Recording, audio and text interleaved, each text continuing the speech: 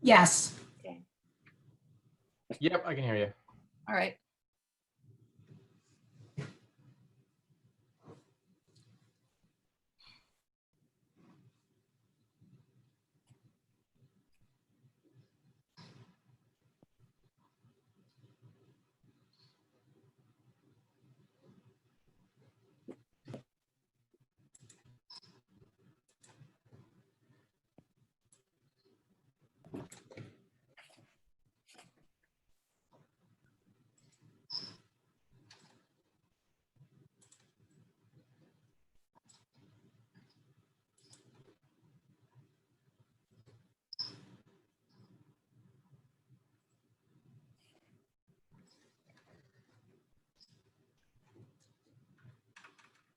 Okay.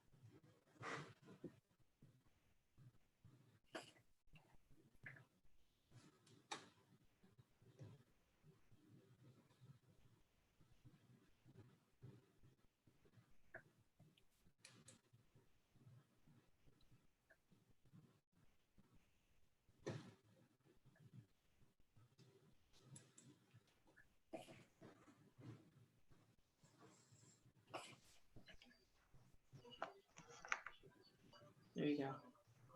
So it should come on now. There's no other. Record, share. Dave, we can see you and hear you. Can you hear me? Yes, Okay, good. Then you're good. I'm down to one hearing aid, so I might be off a little bit tonight. Okay. Okay. Thanks for telling us. Yep.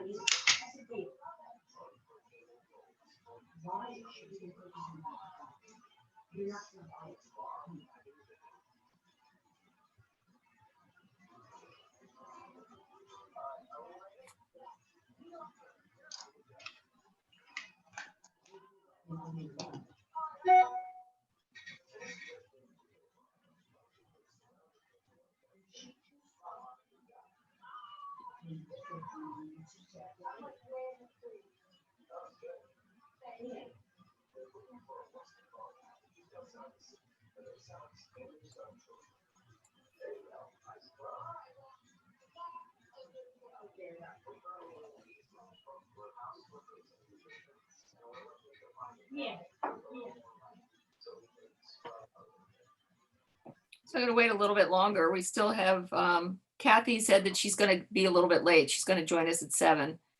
But we have Mary and Paul and Chuck and Ray and Barry still to sign on. Are any of those folks there? I don't see them.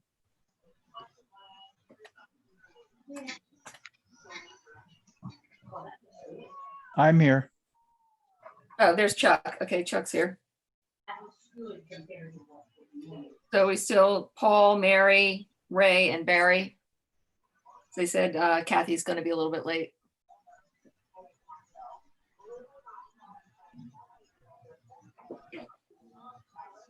Well, let's just wait another minute and then we'll get started. I don't want to wait. Yeah, let's give them 2. Okay. Everybody can get a bottle of water or something.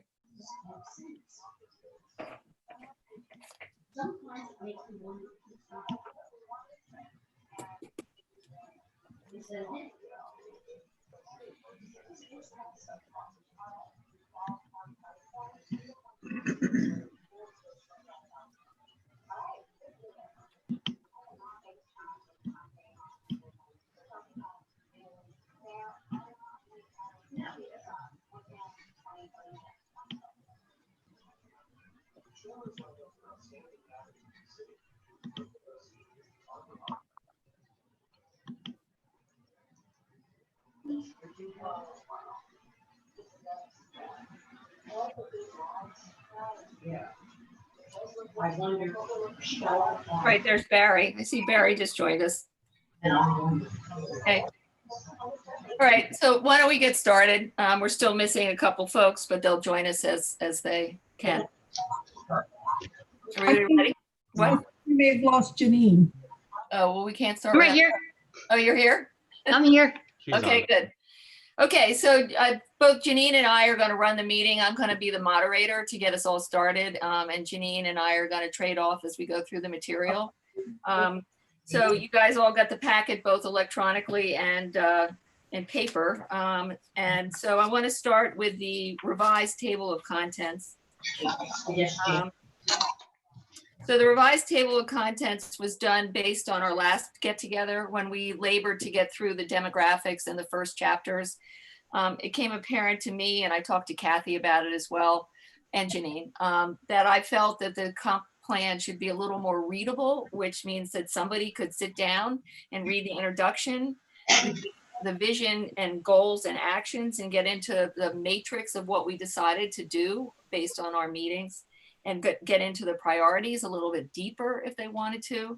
And then in the appendixes, you could get into township history in a deep way, the demographics in a deep way, the resources and facilities. So it's the same amount of material. It's just that I moved it around a bit with Janine's help. And it was kind of based on London Britain's plan, to tell you the truth.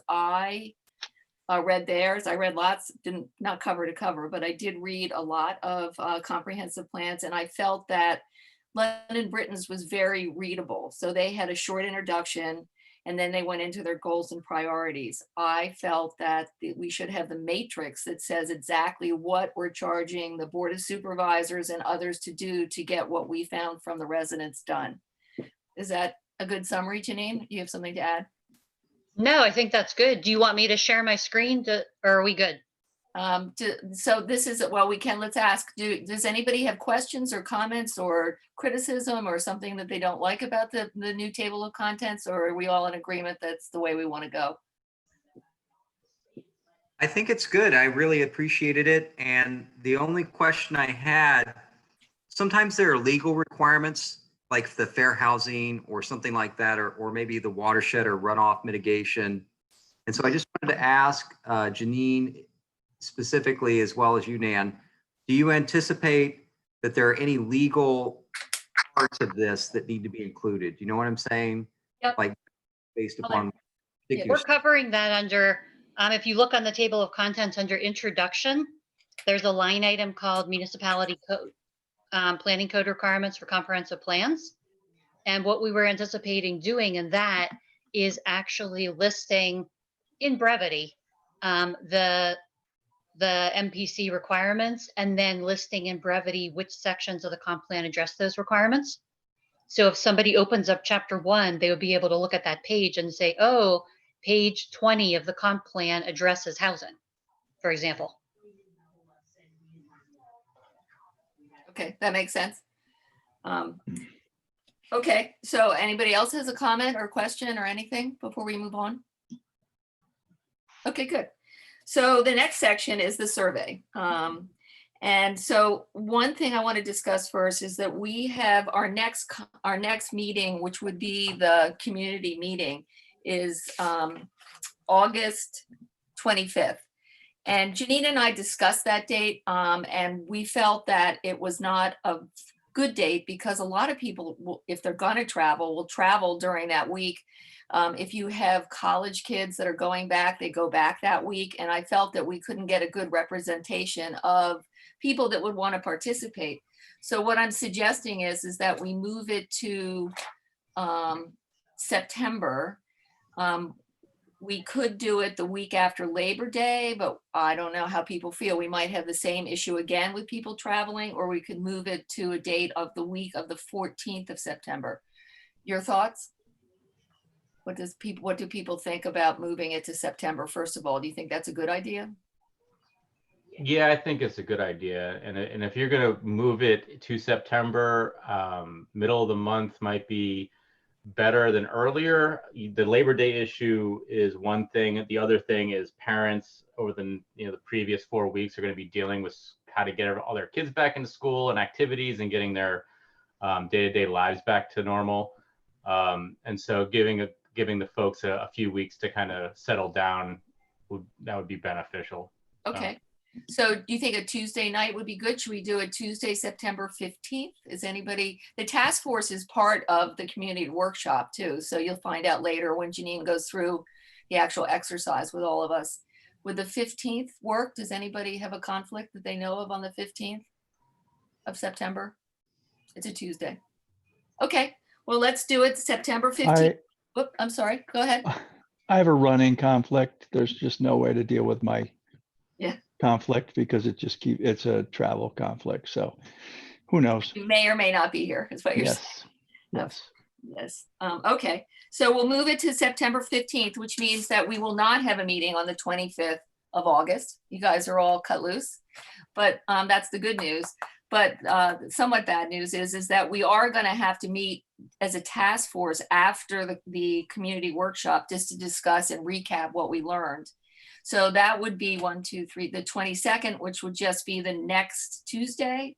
Or do we want to move it, just give us a little bit of a break and move it to the 29th? Anybody have thoughts on that, which they prefer? Either is good for me. Janine, is either good for you? Yeah, I think the 29th, isn't that a 5th week also?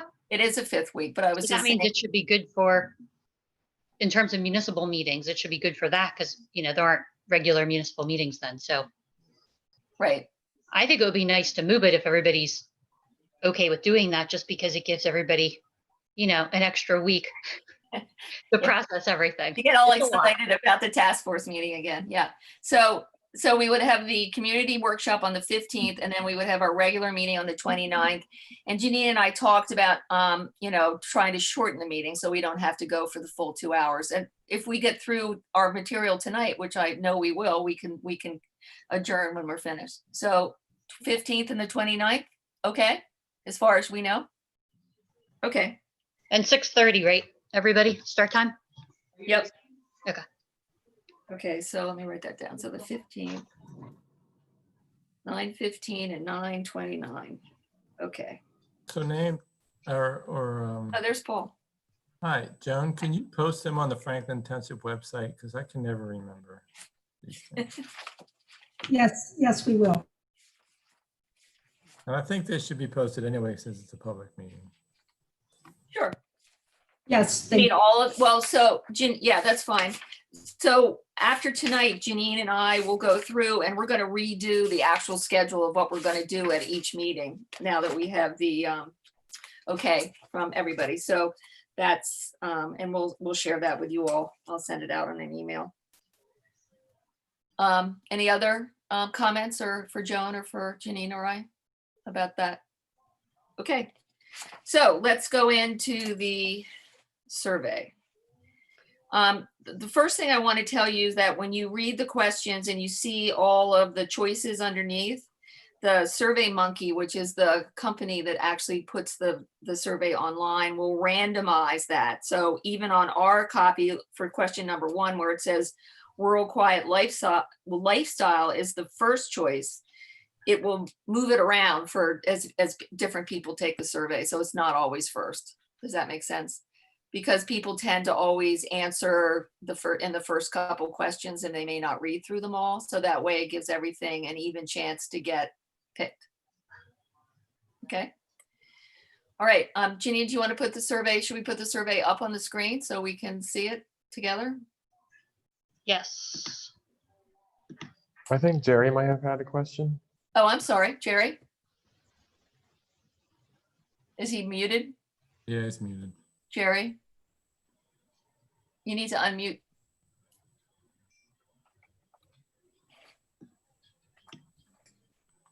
Should we ask people to rate their choices from 1 to 3 or to 1 to 5, whatever the thing is? Janine?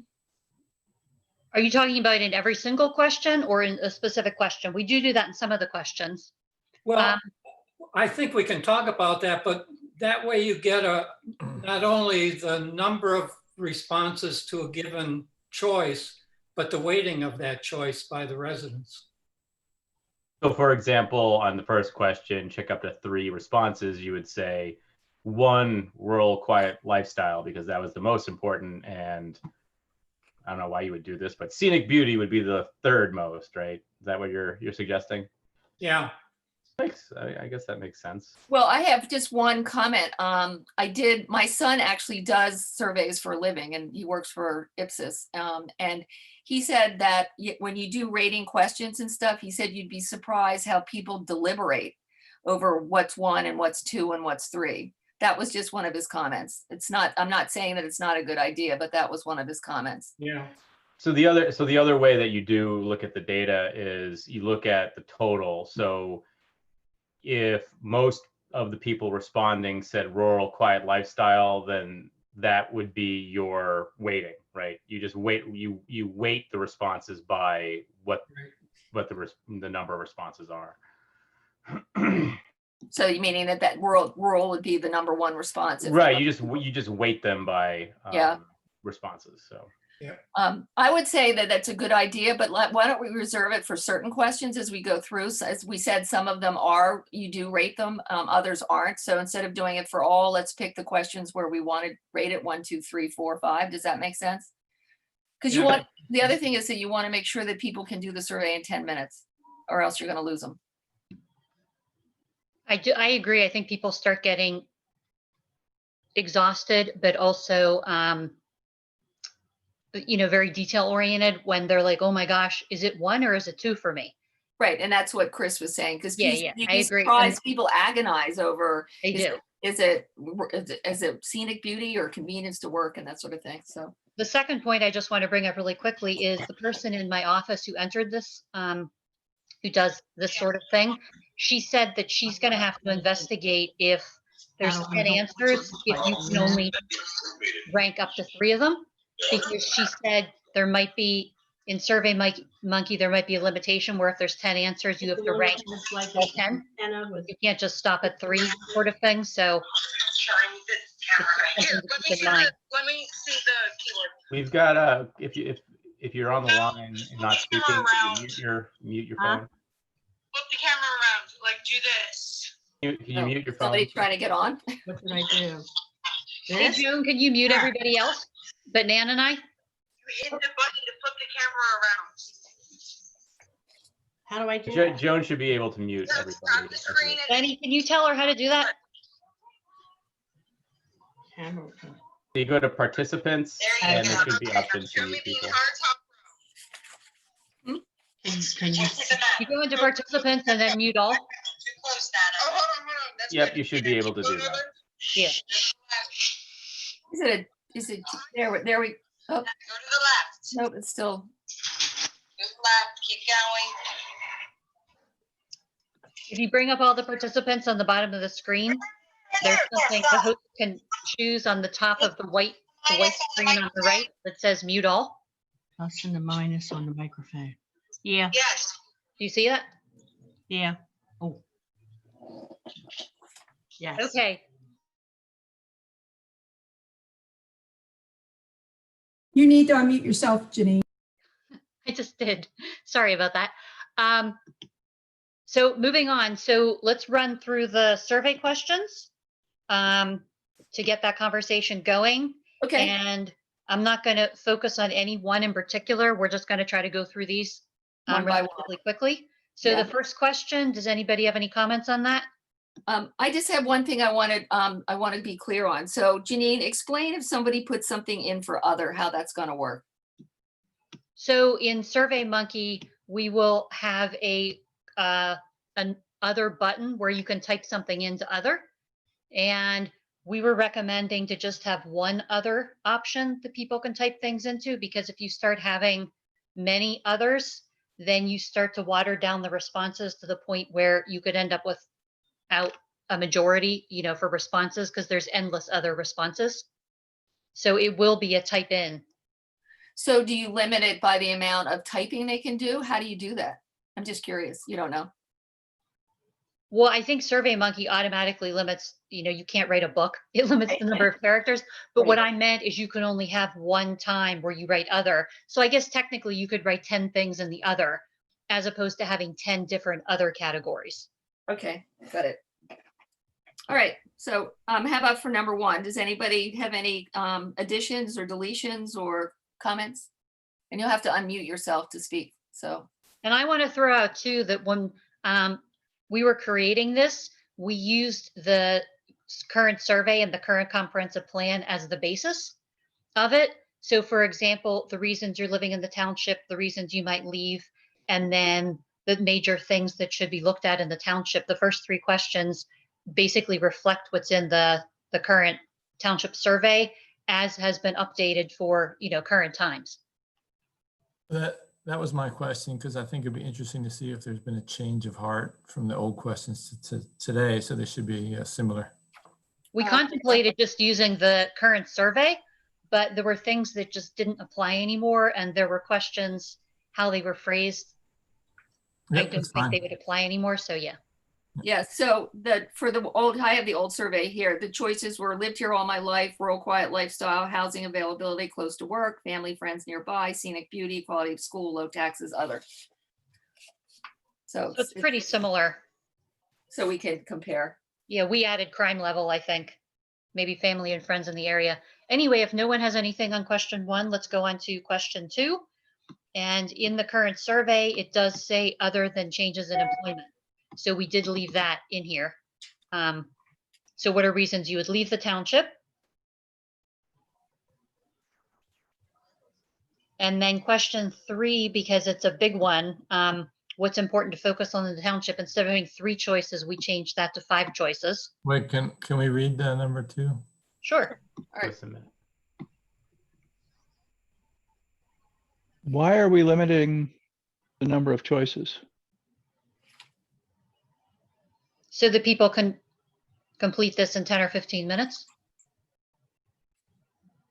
And you also tend to get like people checking a whole bunch of stuff like Yeah, it gets their hot spots. It's the way to go. But also would water it down just like the other. So if somebody sits there and checks every box, then it doesn't help us to try to find the most important ones to them, I think. Yep. All right, so comments on 2? Hold on, I'm just getting through it here. Okay. Oh, sorry. Okay. Let me know when it's okay to scroll down. Is there Sorry, anything my that screen's not bigger. So is there anything, one of the things on number 2 is there anything we're not considering about why someone might leave the township in here? We got a lot, my prejudice or whatever would say it's the cost of living's too high. If you're retired, you might want to consider to downsize, but something in the first question be a reason that someone might leave, like someone doesn't want to live in a rural. Is that in here? Yeah, that's it. I'm looking at the old one as well. Well, we kind of cover that maybe a little bit under limited commercial shopping entertainment opportunities. If you don't want rural, then you want that. Does that make sense? Or do you want to come up with another block? That's fine. I That mean, makes sense. That makes sense. I think it's important to keep it like the old questions so we can compare. Yeah, I agree. I agree. And there is another category, the other, in case they have something else more creative than what we have here. That's good. Okay, so this is probably one of the most important questions of the entire survey, number 3. And I think this question will be a big lead in choosing the focus categories for the comp plan chapters. So again, that's why we chose up to 3 responses. Is there anything else that should be added here? I had 2 comments. Okay. One under the commercial, on the right column, under commercial shopping opportunities in near Kemblesville. Should we take Kemblesville out and put in Township? Yeah, that's a good point. And then under further down, pedestrian sidewalks and on-road cycling, I thought those should be, if we're going to have them, 2 separate things. Whether you want sidewalks is different than whether you want on-road cycling. okay, that's Right. fine. One's a sidewalk and one's a bike lane, Yeah. right? Now, the other thing about, excuse me, one of the things that we've been talking about is commercial shopping opportunities in and near Kemblesville Village. And then we have Kemblesville Village. I'm sorry, say that again. We have these, I guess we're going to take the commercial shopping opportunities out of or we're moving Kemblesville down from that question.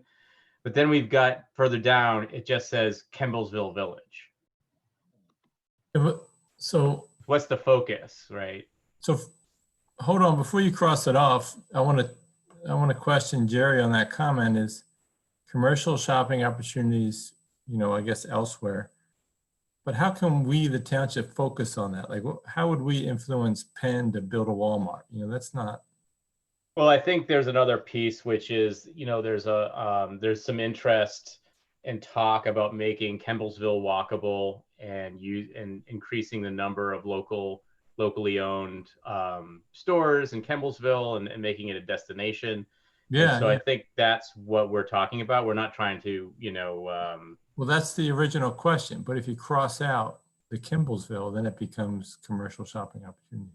And the question too is, are there other places in the township that you think would even be viable other than Kemblesville for commercial and shopping opportunities? And we do have a question focused on that. And also a question 10 later on when we get there does focus on Kemblesville. And when we get there, I want to discuss another question that should be added there that will address what type of shopping would you do in Kemblesville, but I'll wait until we get there. I don't know if that helps. We could change Kemblesville to something like Kemblesville Village. We could say enhancements, or we could say preservation and enhancements. So it's not just Kemblesville. Yeah, so it's not just Kemblesville. So it could be something like enhancements, or it could be something like village character and enhancements. Yeah, well, I think if you leave the question in or near Kemblesville, you're prejudging that there can't be other places in the future. And I don't like to prejudge the future. Yeah, I agree with you. That's why I think we have that commercial shopping opportunities, period. And then we have Kemblesville Village. Is a separate item. Yeah, that works. That's a good idea. And then we split pedestrian sidewalks or on-road. On-road cycling, if you want to say something like bike lanes, like on-road cycling's parentheses bike lanes. I can ride my bike on the road now. I just don't have a bike lane to do it. Right. We're really nitpicking, Janine. I'm sorry, but No, it's all right. Janine and I have already spent 4 hours together on the phone. Just a I question, don't think you want to put bike lanes in. I would just say on-road cycling. because we're asking what they want to The focus re, on. the How reason about is, on-road cycling enhancements? yeah, I mean, our township is extremely popular for on-road cycling and we don't have any bike lanes. So you don't need bike lanes for it to be. Well, no, I mean, what the Good. question would be, do you want to add, would the residents like to see a bike lane? Because if we, to your point, we already have on-road cycling. So would an enhancement like a bike lane, for example, be something worthwhile? And if the residents are saying, no, I'm already riding my bike in the township, we don't need it. So they wouldn't check that box. What about just enhancements though? So we're not limiting it to a bike lane? Exactly. Because there could be signage, there could be sharrows, there could be just taking the gravel off the shoulder. Yep. So that people, in Okay, I see what you're places saying. could ride Yep, on the I shoulder. get you. If we had shoulders. Yeah, Right. I was thinking of like I don't know, I'm thinking of bigger roads. Let's just say 896. I Somebody get, wants I to ride understand. down there. I misunderstood what Chuck was trying to say. I get it. So one other question, and this might be nitpicky, but for pedestrian sidewalks, do we want to do pedestrian sidewalks and walkways, or sidewalks and walkways? Or is everybody happy with pedestrian sidewalks? I'm not happy with sidewalks. Do you want to say walkways, Yes. pedestrian walkways, Um, or just? The sidewalk sounds like the big city a little bit, which, yeah. right, Yeah, Pedestrian there's walkways, there's also something called the sideways, but yeah, walkways is general enough. you want to leave pedestrian in? Well, you got pedestrian and horses and bikes, all those things use those paths. So community walkways? Do you want to say paths? Could say paths. Well, The I think question is, are we starting to, or I guess I see two different things almost. We have down here trail opportunities, and I see trail opportunities for horses, cycling, hiking, but I see pedestrian walkways as literally like in a Concrete neighborhood or in Right. Kimbleville, getting from one place to another on foot. I think it's different. Right, but I like Yeah, I agree. walkways better than sidewalks, because sidewalks, I think of concrete, walkways, I think of other materials as well. Right. I just think we should I think we should keep the word, some kind of word pedestrian, so people Yeah. know we're talking about actual walking. I'm okay with that. How about everybody else? Everybody okay with it? sounds good. All right, are we ready to go on? 4? I have would one probably comment that emphasize- Wait, we okay. seem to have pushed all things that are related to a job, and jobs overwhelmingly affect housing. But number 2, we took, other than losing your job out. And so we're not really talking about, opportunities for work. And shouldn't that be something we worry about? We're more of a bedroom community, Chuck. We don't have many employment opportunities. If you're saying We have putting in this. factories or whatever. Convenience No, store. I'm not saying to put in factories, but, On well, one, we have convenience to work. That doesn't necessarily say employment opportunities in the township, but it doesn't limit it either. Well, and in number 2, we took out change of employment because we can't do anything about that if people get fired or get a better job somewhere. Right, well, there is lacking farming opportunities, which is employment in there. I think But you it's, could change it. I mean, I've seen other surveys. I'm sorry to interrupt you, Chuck. Yeah. I've seen other surveys. We were trying to mimic the wording in the current survey, but you could just say, what are the reasons you would leave Franklin Township? And then in here somewhere, add another line item saying lack of employment opportunities, lack of job opportunities. I think it's important. I think that's an important element to understand and know. Otherwise, it's the elephant in the room. I mean, the most people move not because of their wants and desires, but because of their job. So Janine, you can change the lack of farming opportunities to lack of job employment opportunities. Do you, because I have heard a lot about farming being very important to the township. I think you should keep this separate because this is land related and this is also road and facility related. I would just have another category called lack of job opportunities. That's fine. I think it's different. Okay, Okay. that's good. So make other, yeah, there you go.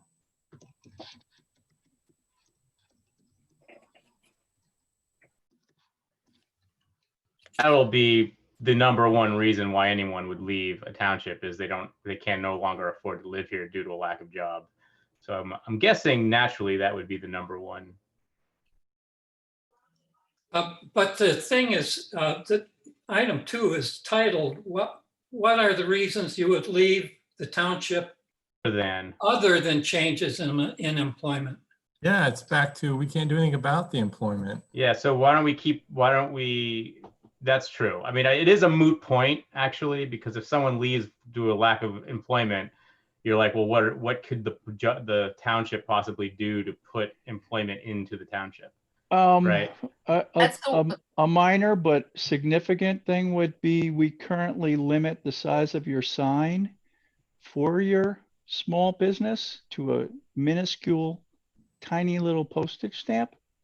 And therefore, if we ignore it, then we continue to make these regulations. But if we ask the question, then we have to would lack embrace of that. One of the big things you could do is, I mean, you could make zoning changes that could have more, commercial areas, for example, or more industrial areas.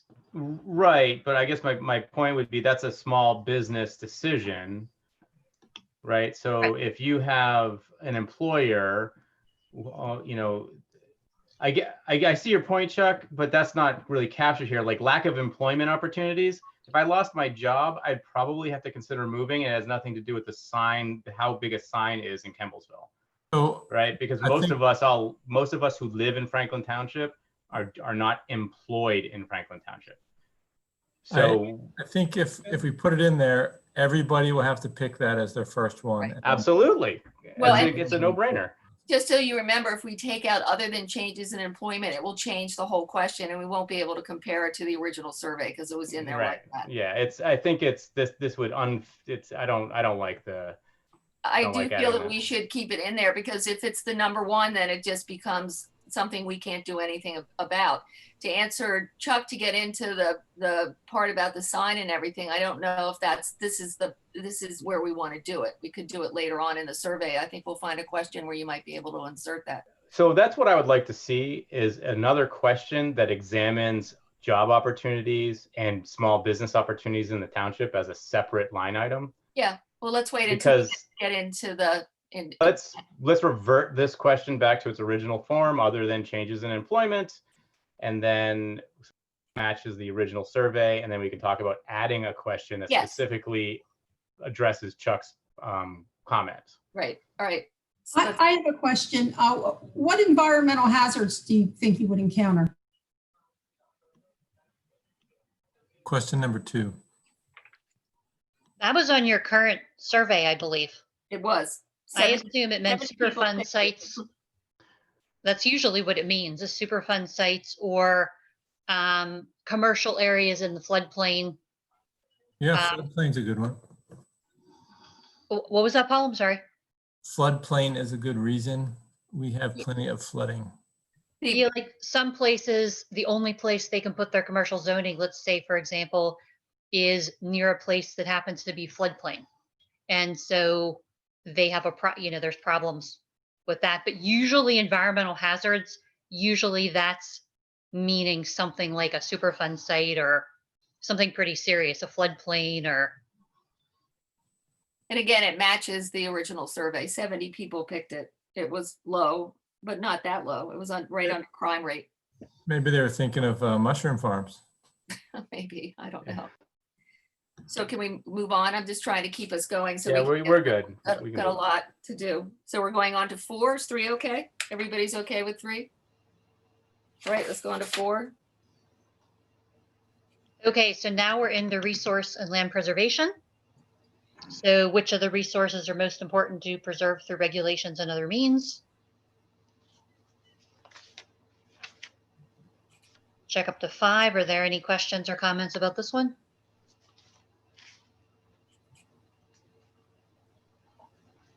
Let me know when you're ready for me to scroll down. I'm trying to like speed read through this, but would there be something, is this something where we would put in like park trails and something like that, or is it captured in the previous question? It's captured in a following question. Okay. This is perfect. really just talking about natural and historic resources. We could add the words, which are the following natural and historic resources, if that makes it easier to understand. Yeah, that makes sense. Yep.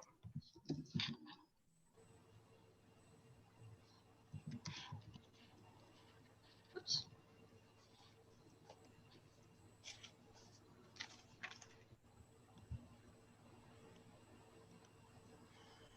Okay, and Should steep slopes be even in there?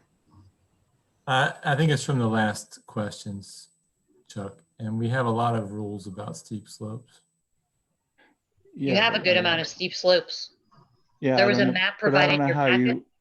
I don't know how you, I mean, You protect them through it's regulation. always. You don't it's always allow gonna building be on them. there. We can leave it. Okay, Yeah, move go on ahead. to 5. Yeah. So now we're getting into where you want to put funding. In general terms, towards conservation measures. Yeah, I had a general comment on this.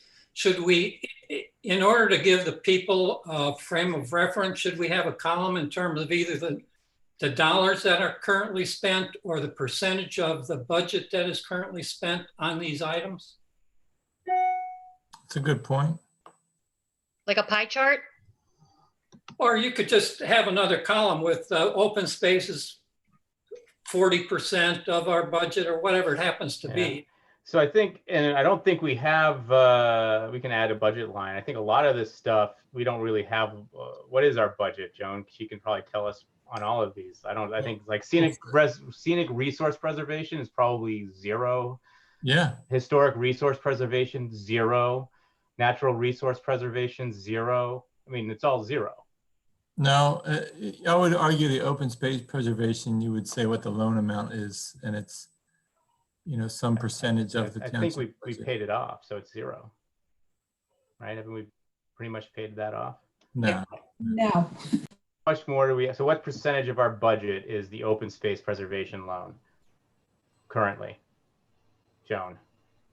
The total amount of the loan? No, what is the percentage of our budget of the open space preservation loan? What percentage do we pay every year? Well, that we pay about $170,000, and our budget is what, two and a half million. So I have to get my calculator out. Like 5%, something like that. But it doesn't matter. That's, I think the argument is to have the column, right? I think it's a good idea. Yeah, And then for historic resource preservation, I don't know if this could be stretching it, but you could, if the Harbor Historical Commission has a budget. No, 0. Oh, okay.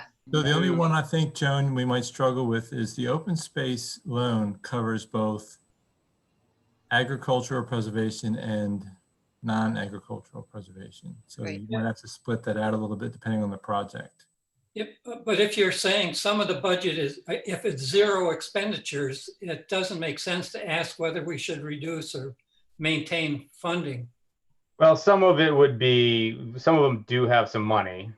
So I think it's, you have to always say reduce. So for example, if someone says we should reduce the amount of money that we spend on, I mean, we can't because we have a loan, but if 5% of our budget goes towards open space preservation, then someone, when that's done, they might say, well, we need to reduce that. That's too much, right? So that's right. But Jerry's point is for the ones that have 0, we should block out the reduced funding box. So you just turn in black? Yeah. You can keep the maintain funding, Jerry, because 0 would remain 0. That's what the person votes for. But you can't. Yeah, that's fine. You can't reduce zero. Yeah, and so and- the open space, agricultural preservation, and natural resource preservation. So one of the things about the open space preservation is we're paying off a loan that was, Yep. you know, for many years ago. So do you say that is, do you roll that into open space preservation, since we're not where that preservation is already, that money's already spent? Right. Yeah. So right now we're putting no more money, no new money into open space preservation. I mean, I'm not saying that right, but you kind of get where I'm going. Like we haven't spent any money on open space preservation because we have a loan based on preservation that we did, a decade ago. And you can't reduce the funding because you have to pay the loan. But we have to pay the loan. So it gives the full expense. So that's an NA too. No. I think you guys are getting, this is, you of course can't reduce the loan, but what you're doing is getting their opinion. We are spending 0.85% of 1% or something like that. 1%, say. I don't know, maybe it's 5%, Joan. But if you split it between three, yeah, it's going to be like less than 1%, less than 5% for if you split it between natural resources, agriculture, and open space. And so if we're currently spending 5% or 3%, and in the future we have the opportunity to reduce that or increase that, then we can refer to the survey. Hey, 100% of everyone surveyed said they want to reduce it. Or 100% of everyone surveyed said they want to increase it when the time is appropriate. So this is just getting their opinion. It's not asking them how to cut back on our loan. Of course, we can't do that at this time, but it's asking, do you want to put more into it or less into it? It's a fair question. Yep, gotcha. The only difficulty is Joan has to do some magic on how much of our loan goes toward open space versus ag preservation versus natural resources. Each project would have to be looked at that's paid for with that loan and decide how to split it out. And then I would guess that scenic, historic is zero. I think historic has money because we just sued a homeowner for negligence. That came from the general budget, I think. But Yeah, that's general fund. That's not We're historic not resource preservation. We're not budgeting any money to preserve any structures, Chuck. That we have zero for, because I'd be the first one in line to help me preserve my structures, right? We have no money for that. Yeah, but if we didn't have a harb, we wouldn't have gone to court. Right? Am I hearable? Yeah. Yes. Yeah, so. Does the harb yeah, I have agree with no Chuck. annual budget? We spend some money. It's minimal, okay, but first off, the harb has a budget. It's really minimal. If you do it in percentages, we probably come up close to $2,000 a year. But it's still something people should know. Yeah. It's not zero. All right. Okay. I stand corrected. Paul, and I do think that spending money to fight demolition by neglect is an investment in historic preservation. It's an investment I'd like to see. And now I'll shut up. So Joan, I don't know. I don't want to see what the budget is for these items. I want to see what the actual spend was last year. Paul, I don't think you spend your $2,000 every year, do you? And the other piece that you don't want to confuse is, this is the percent of the budget that we spend focusing on historic resource preservation. And if we have a one-off that we could line item as historic preservation 1 year, is that really a focus on continuing historic resource preservation, or are we putting out fires when we have to? How about, Right. Good point, Dave. So how about to combat that, the column that she's adding that shows the percent of budget would show the average over the last 3 years or something like that, so that it's more representative. The HARB budget is 0.1% of the total budget. Would that be better to spread it over 3 years? Then you see some ups and downs and such like that. Average it, I mean. So the only one that doesn't seem to fit in this is stormwater and flood management. I guess it fits in this selection, but I don't see that as an option. Like that's something we're mandated to do by the state, right? It is no longer an option. Yeah, it doesn't. What if everyone says, let's spend less on flood management? Like Yeah, we can't do that. We can't do we gotta that. do what we gotta do. Well, what So if would that we just put be an a not NA here, applicable? and what if Yeah. people tell you that they want you to spend more of the money on floodplain management? Yeah, I guess. I just Yeah. wanted to point out, it seems, You could reforest the floodplains, for example, with riparian buffers. There's a lot to do, as we all know, there's Yeah. a lot to do in improving stormwater management. And I don't know if the township does this yet, but a lot of places in Chester County are now starting to have a individually assessed stormwater management fee per property to implement the required state, mandated stormwater management improvements throughout municipalities. So more and more are doing that. Yeah, I think one of the things that we might want to do actually is on this funding piece is if we have an average over the last, and I don't know how easily we can do this. This is a question for Joan if she can do this. Is since the last comprehensive plan, right? How much money was spent, year over year on average, right? But again, that's a question. I think we might be just spending way too much time on this question, to tell you the truth. I think we're really. I would caution too to not make it too confusing or people are going to skip it. Yeah, I feel like this is like we're really overthinking this. Yeah, maybe after the discussion, should we focus on funding or should we characterize these items in a different way?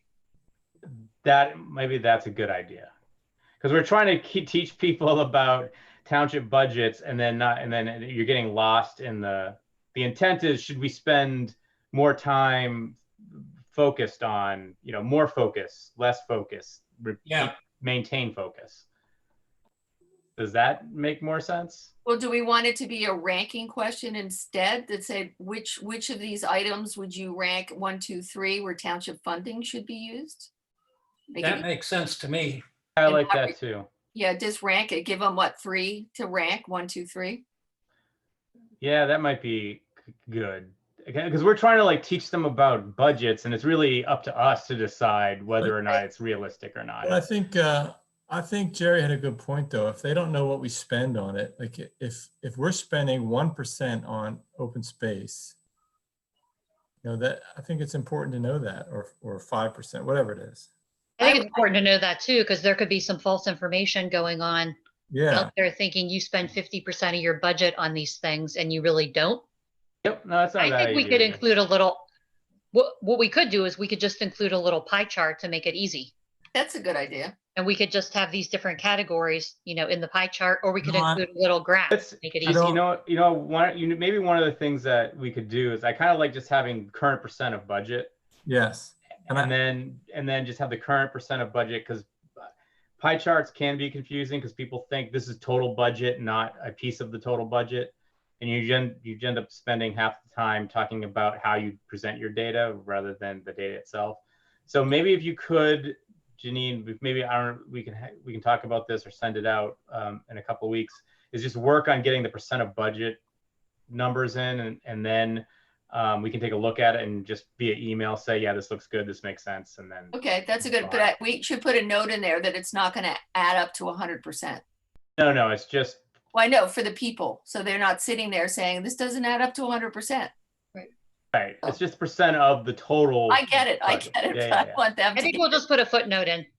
Perfect. I think there'll be a footnote so under the let's table. make a note that we'll work on number 5, and we'll send an email out to everyone, and everybody has to weigh in on it. Does that sound good? Sounds good to me. Right. 6. So in 6, we're getting into commercial uses. Where do you want them? Right.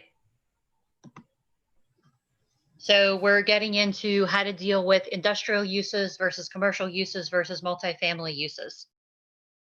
And we just put this in one question. The survey will probably split it up into 3 questions or some kind of subset of 3 questions, but Just to sorry. save space here, we put it in Oops. one question. It's not going to read like this? Mason, when you looked at Survey Monkey, how does it read right now? I'd have to, sorry, let me look at it and get back to you. I'll look at it real quick. Okay. While he's looking, I have one, and you guys are reading, I have one suggestion. How should all three of these three types of uses look? The 1 and the 2, should we add traditional strip mall? I guess everybody's reading. Yeah, I would, absolutely. So make a third block, which is traditional strip mall.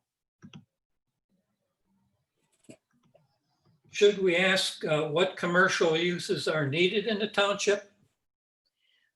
Well, I'm glad you brought that up, because when we get to question 10, where we talk about Kemblesville, I did have an additional question that pertains to Kemblesville because it's a village, but we could do the same thing for what you're saying, Jerry, for commercial uses in an area, not the village, right? Does that make Correct. sense?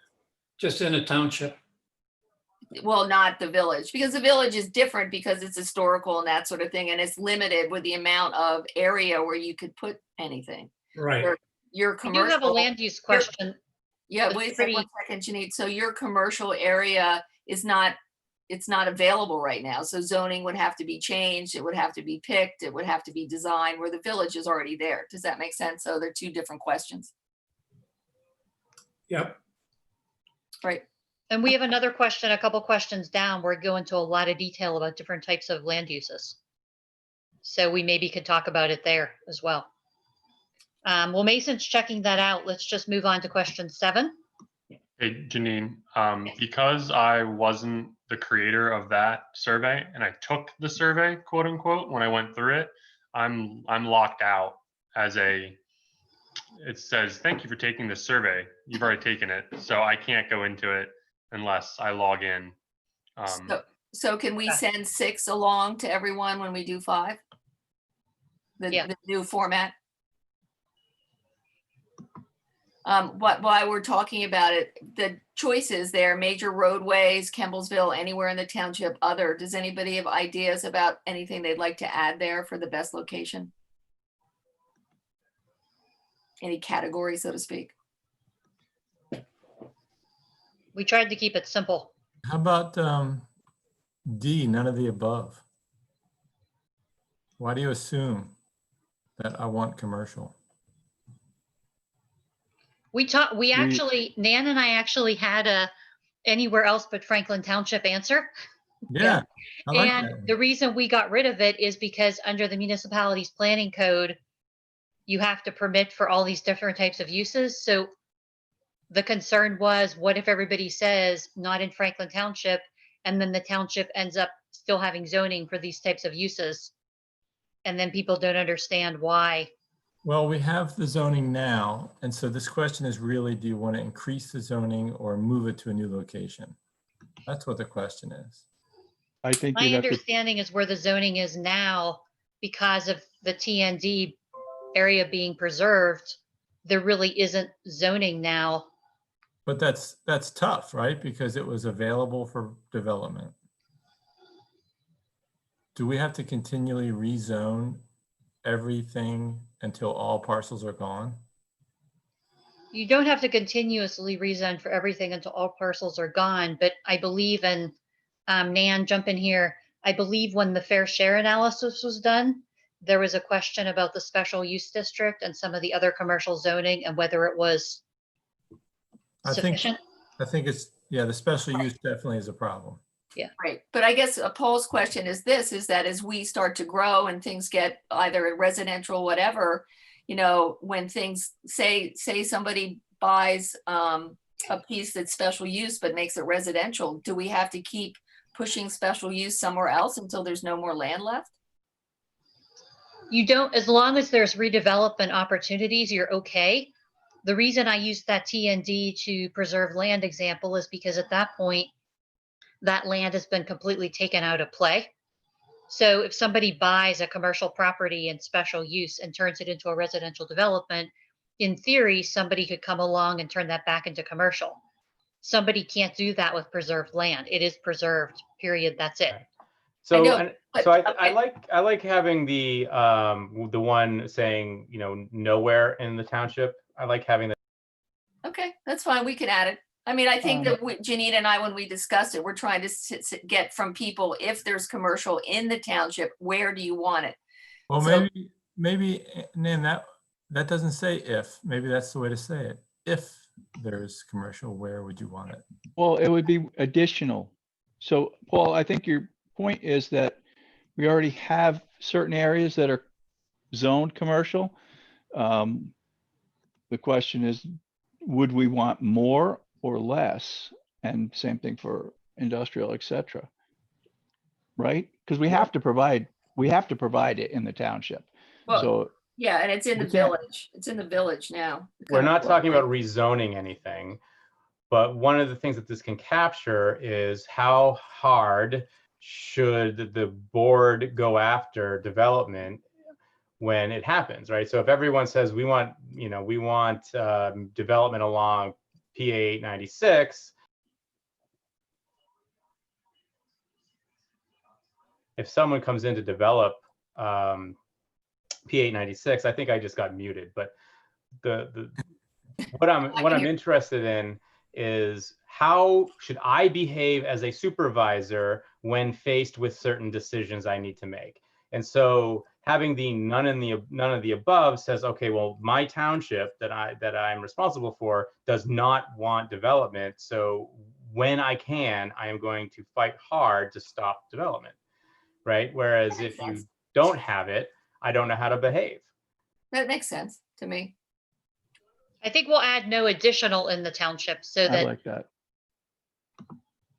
so that you're not, Ask, can we put aside from what already exists in the question? I agree with no additional in the township, but maybe the question should state, yeah, new or.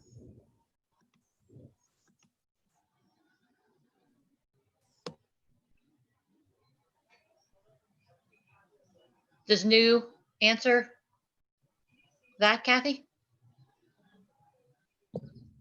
For me, it does. Okay. Yeah, I I agree. think that makes sense. I agree. Okay, let's move on to 7. So this is a question that is similar to what you had in your current survey. And the illustration, unfortunately, with these tables got bumped down a page or so. But how would people like to see new development occur? And we did add what that would mean. So if you had conventional development, this is effectively what it would look like in terms of no protected open space, on-lot septic, uniform lot sizes. And we went down and said, but if you have a new village development somewhere, then you might have mixing of land uses, but you might also need public sewer, community sewer, or some kind of common septic areas. So we were trying to explain to people what these choices meant. The diagrams are on page 5 in your paperwork, if you want to look at it. If you want to look at the question and the diagrams. I'll just flip down to them quickly. So here's conventional, open space development, lot averaging, where you have some lots that are small, some lots that are big, depending on natural resources and other items. And then you have village pattern. Would it be possible to make the column narrower and then put the drawings to the right? Oh, the drawing will be with the question. Okay. As Nan knows, I made the grave mistake of trying to put everything in tables because I wanted it to look more like a survey to you. And the tables get really funky in Word. So it will be in the right order. Those are I in have the right order. I have a question. So the TND or village development, which is kind of the same thing, should we have it in there? Because it's not necessarily that we have enough land to do a TND in Franklin Township, as I understand it. What is You everybody's do it- thoughts on that? You do in theory if any of your ag or other parcels that aren't preserved would develop. Well, I remember that when the TND was done, even the 100 acres that was there, they were struggling to, and they failed in the end, but struggling to make it fit. Just what are others' thoughts on that? Just leave it in so people can choose it and then we'll have to deal with it later. There's other places, I can think of one in Londonderry, and I forget the name of it. I don't know what it's called. It's called like New Daleville or something. I forget the name of it. Anyway, it effectively created a village, not really with mixed uses, but it effectively was trying to create a village, but I don't believe the parcel was very big. No, you're talking about the community at 796 and 926? Yeah. Yes, It's just south. basically one row of houses with like one road between them, and then there's some open land around it, but it was trying to do a villagey thing. Yeah, so that's exactly what I was thinking of when I saw village development. I Okay. think what's confusing here is that it makes it sound like an existing village versus starting a brand new village. Which is, I don't know, do you guys know what she's talking about? That village that's just below Cochranville? If you go up 796 across Route 1, Ewing, Baker, and come up to 926 and 796, it's on the left-hand side. It looks like an old New England village, but it's built within the last 10, 15 years. I've seen it. Yeah. Yep. Is it important that we show A, B, and C? I mean, they're very technical They are. differences. It's very subtle. There's pluses and minuses to each one of them. I don't know how important it is to ask the general public this question. It's a very technical question. Well, the reason why I think it would be important is, the only reason I can see is it would be important is when you go to make zoning changes in the future, are you going to be promoting conventional development, which is basically, you know, what people consider to be sprawl development, 2-3 acre large lots, or are you going to promote a different type of development pattern where effectively you're getting the same number of lots, but it looks different. So you're preserving either open space through the development, or you're preserving open space through some large lots and some small lots. That's generally why municipalities want to ask the question, and that's pretty much the only reason they want to ask this type of question. And I would imagine that's why it was in your old survey, for zoning purposes. It was a little different. They didn't have the It was a village little option. different. Yeah, they didn't have the village option. Yeah, Well, they did kind of. I mean, they did kind of, but I think they called it something different. yeah. Well, let's move on to another question and just table this question. We'll come back to Well, this. I mean, let's try to finish it. I think it's important to, you know, kind of get an idea of what people want, like just what we talked about, what they want for commercial use. Is this the same thing? What do you want for, you know, for residential development? Unless people think it's too technical, is that what we're saying? Or just boil it down to the reason that you would do an open space developments, you know, would. So instead of conventional development, it would be no common open space in the development. Open space development would be lots are close. So what if we just do the last item for each one of these instead of identifying it? I think this is really important, though. Right. And there's also, it's important too for the open space, although we don't say it, that, you know, that a community sewer system actually costs the township, you know, money, so to speak. They've got to manage it. It could. I mean, they don't have to, but what happens frequently is it starts out to be managed by the HOA. And then 10, 20 years in the future, that doesn't work very well anymore. And then it could end up being turned over to the township. Right. But I think that that gets a little too technical. I think if we're just, this is a land use question and not a, you know, what it costs question. I know that there's been lots of talk between the task force members about putting a dollar amount on it, but I don't know how to do that for somebody who's just going to picture somebody sitting down at their kitchen table and filling out a survey. You know, you can't make it too technical. No, I'm not saying we should make it technical. I'm saying that's why you would probably want to have something about the sewage in there. Well, I agree. Isn't Stonegates a open space development? I don't know the answer to, they don't. Yes. No, they don't. Yeah. They have their own septic. No. No, they don't. That's what I'm saying, is that that, okay, number, where it says community sewer system, that's not accurate for us. Right. We actually have an open space development that does not have that. It's not accurate. It's not so, White Clay Knoll was an open space development.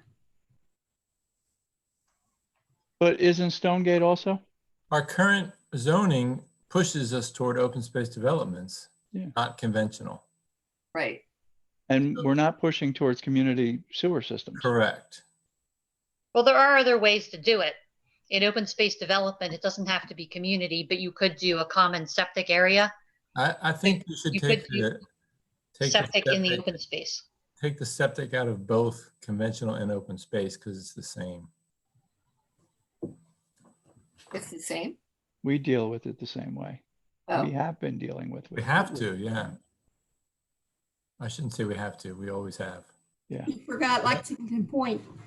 The only exception is Lexington Point. Thank you, Joan. Yes, and it's still not community sewer. Well, so is Dan, I that the was gonna question make we're just- trying to ask? I was just going to speak up just for a moment and say this is over technical. And for the normal person, they don't understand. They do understand something like a 0.2 acre lot versus a 1 acre versus a 5 acre lot. And that sort of thing, that big picture of, oh, I want large spaces or I want small spaces. That's not even in here. It's very technical. And I don't think that that's what the average person is going to be able to connect to. Do you understand what I'm saying? Yeah, I agree. So let me read what was in the old survey. If 80 houses could be built on 100 acres, which of the following development patterns would you prefer? Houses spread fairly evenly over the entire tract on 1 acre lots, houses built on 1/4 to 1/2 acre lots on one part of the tract, leaving a large amount of permanent open space in the remainder, attached houses or houses on very small lots. And it says in parentheses, as in traditional village patterns, with the great majority of the tract left as permanent open space and or farmland. And the last choice was, doesn't really matter. I like it. So should we just pick up what we did before? Janine, Let's question do- 7 on the old survey? I think the 1/4 acre selection on that versus the much smaller are basically the same thing. I don't really see the difference in that. One's just saying townhouses and one's saying singles, but But they're is both that- open space development. The difference is that it makes it's the village. Yeah. It says it's a village pattern. And I like it better. I'll say this, we might be able to wordsmith it to make it a little bit more applicable, but I like what you just read, Nan, because I understood exactly what the intent of the question Okay. is. So why And don't I- we say in here, we'll go back to question, it actually is question number 7 in the old survey. And we can send it out to everybody. And then we can, again, answer an email to try to make sure that we all are in agreement. But Do we And- still have the illustrations? because I don't actually have the actual survey. Let me see.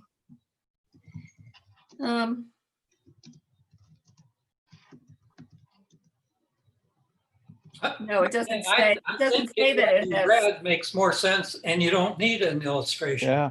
I Yeah. don't need, Yeah. Well, we'll write up, question number 7 and send it out that way with no illustration.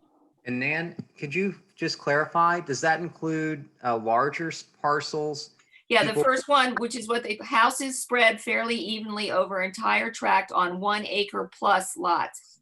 No, I was thinking there's a big difference between 1 acre and 3 to 5 or 3 plus, because that allows for horses and that sort of thing. So I was thinking even larger parcels, because a lot of the nice houses in the township, even some of the recent subdivision, these are 5 acre lots, right?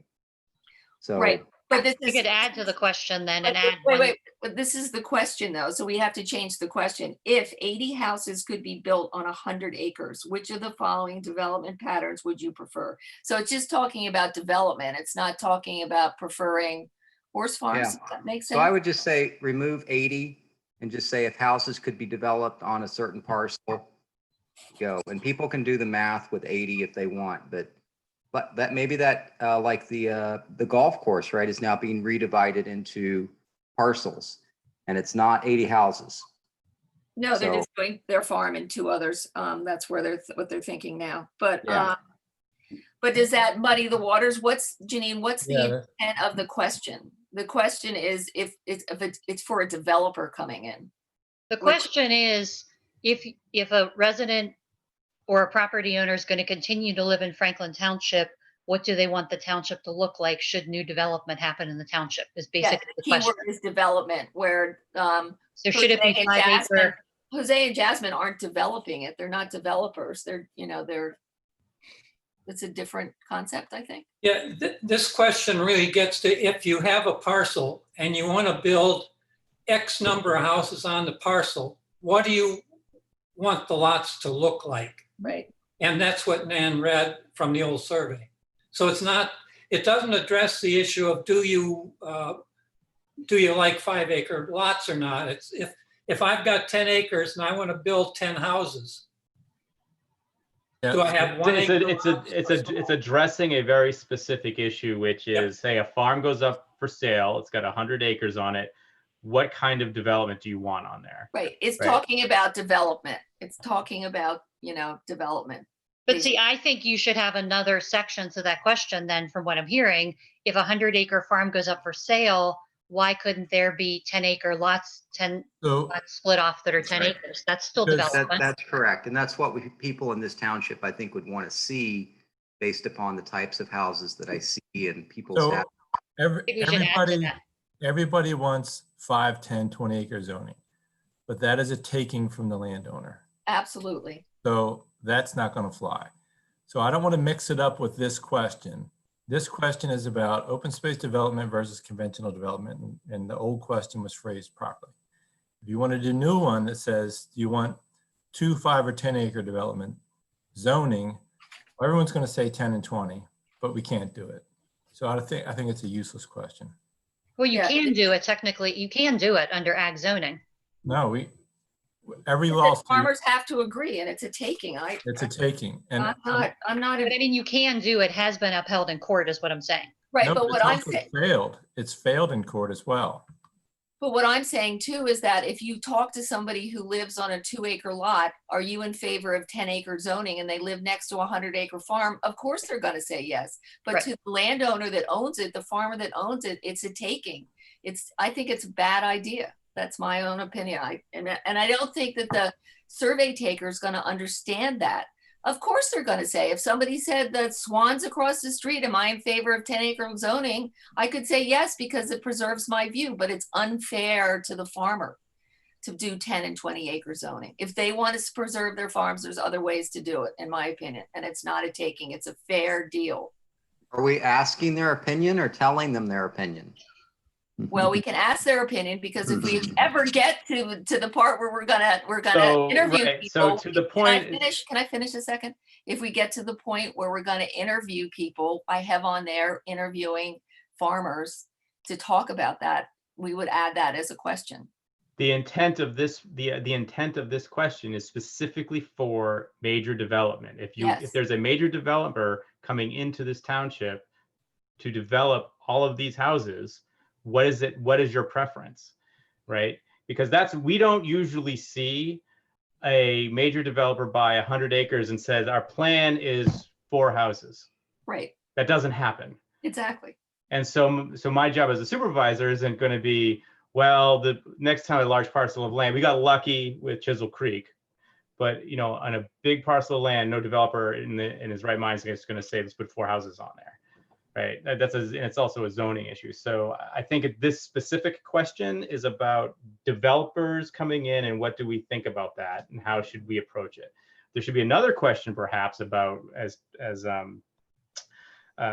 Paul brought up, which is, do we do 2-acre zoning or 5-acre zoning? Which again, I think is a non-starter. But so there was a question in the old survey about that.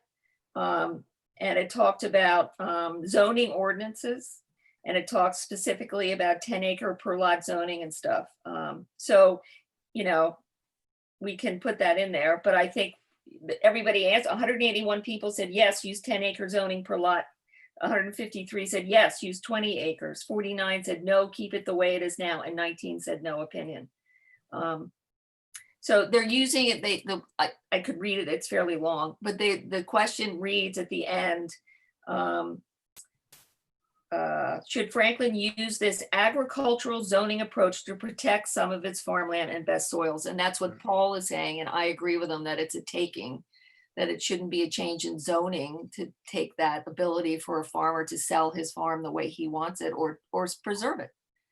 But Shouldn't it, yeah, but we can ask the question as Yeah, long we as can ask. and I would put in there, understanding that this is a hardship on the landowner who would be selling their land. So that you're educating the person who's answering the question. It does affect somebody, one of your neighbors. Maybe the way you word it is, are you in favor, I don't like the way I'm phrasing this, but are you in favor of restricting landowners to the types of development or subdivisions that can be sold? Well, Something like that. I'd like to make a comment. Nan, can I Yeah. say something here? I feel like I'm missing something. It seems like we're talking about, we have hundreds and hundreds and hundreds of acres that developers could come in and develop. And how much land are we talking about? We just don't have that much left. A lot of our townships already developed or preserved or other things. I think we're spending a lot of time on a question that there's just not a lot of land out there. Am And I wrong? I want to also say how the new question is phrased that we're not going to use. It doesn't say 80 houses, whatever. In theory, this could be a lot that's 15 acres. You could do conventional zoning. You can do open space development. You can do lot averaging easily on 10 or 15 acres. So I think the way the current survey's phrased, it is getting to that larger tract. And I would agree with Mary that we may not be talking about large scale developers anymore. Again, New Daleville was not a huge development. So it really depends on if you want to know about huge developments or you want to know about any new development in the township. We could take question 7 from the current survey and alter it so that it doesn't have to be the 80 lot situation. It could just be, if you have a tract and you're going to develop it, here are the choices. Okay, so the old survey question said if 80 houses could be built on 100 acres, let's drop that. And the question is, which of the following development patterns do you prefer? Houses spread fairly evenly over, like I've already read it, that sort of thing. Does that make sense? I think it makes sense for what you have left in the township. Yeah. Right. So replace your number 7 with the old number 7, but drop if 80 houses could be built on 100 acres. Yeah, let Janine wordsmith it and we'll look at it. Right. Okay. And also, it does have to address the current Franklin Township Housing Code because our community has specific regulations based upon the size of the lots. 3+ is horses, for example, right? 5+ is roosters, and so on and so forth. And so we just can't. I know everyone wants to think this is a large development, but it's really about what people want. That's what we're asking. We're asking, what do they want to see, and not what does the developer want to see. And to follow up on Barry said too, just because the code says something now, if people come back and say, we only want open space development going forward, I'm just making this up right now, or whatever, or we only want lot averaging going forward. So some people will have 1/4 acre parcels and some people will have 5 acre parcels in the same development. Then you can change your zoning, so that could happen. Can we move on to question 8? Okay, so now we start to get into the weeds about very specific land uses. And we go all the way, and I'm going to scroll for a second. We go all the way from ag uses to different types of single family to 2-family uses, retirement communities. Here we have our small scale commercial, large scale commercial, mixed use residential commercial, more intensive home occupations if you're going to have multiple client visits. And then we get into some of these, more intensive uses like industrial parks, etc. Is this a question? Do you like this question? And if you do like it, what tweaks should be made to it?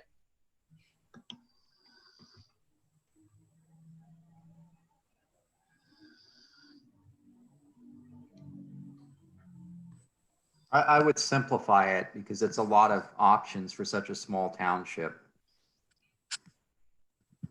Maybe combine a couple that are similar.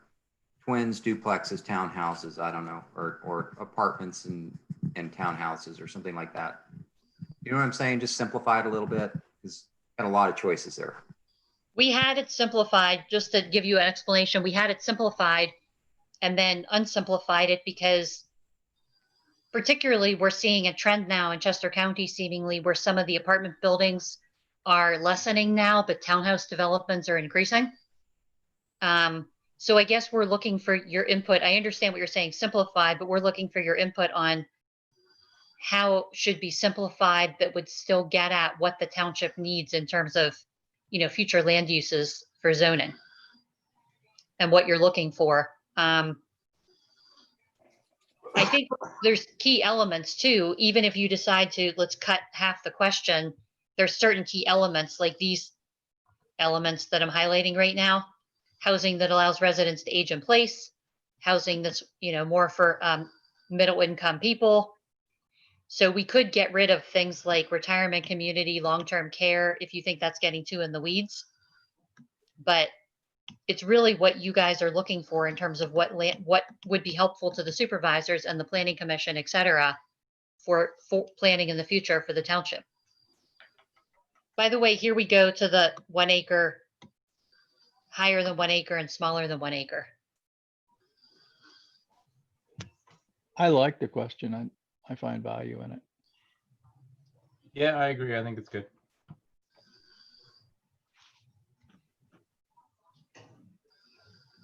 Any other feedback or should we move on to 9?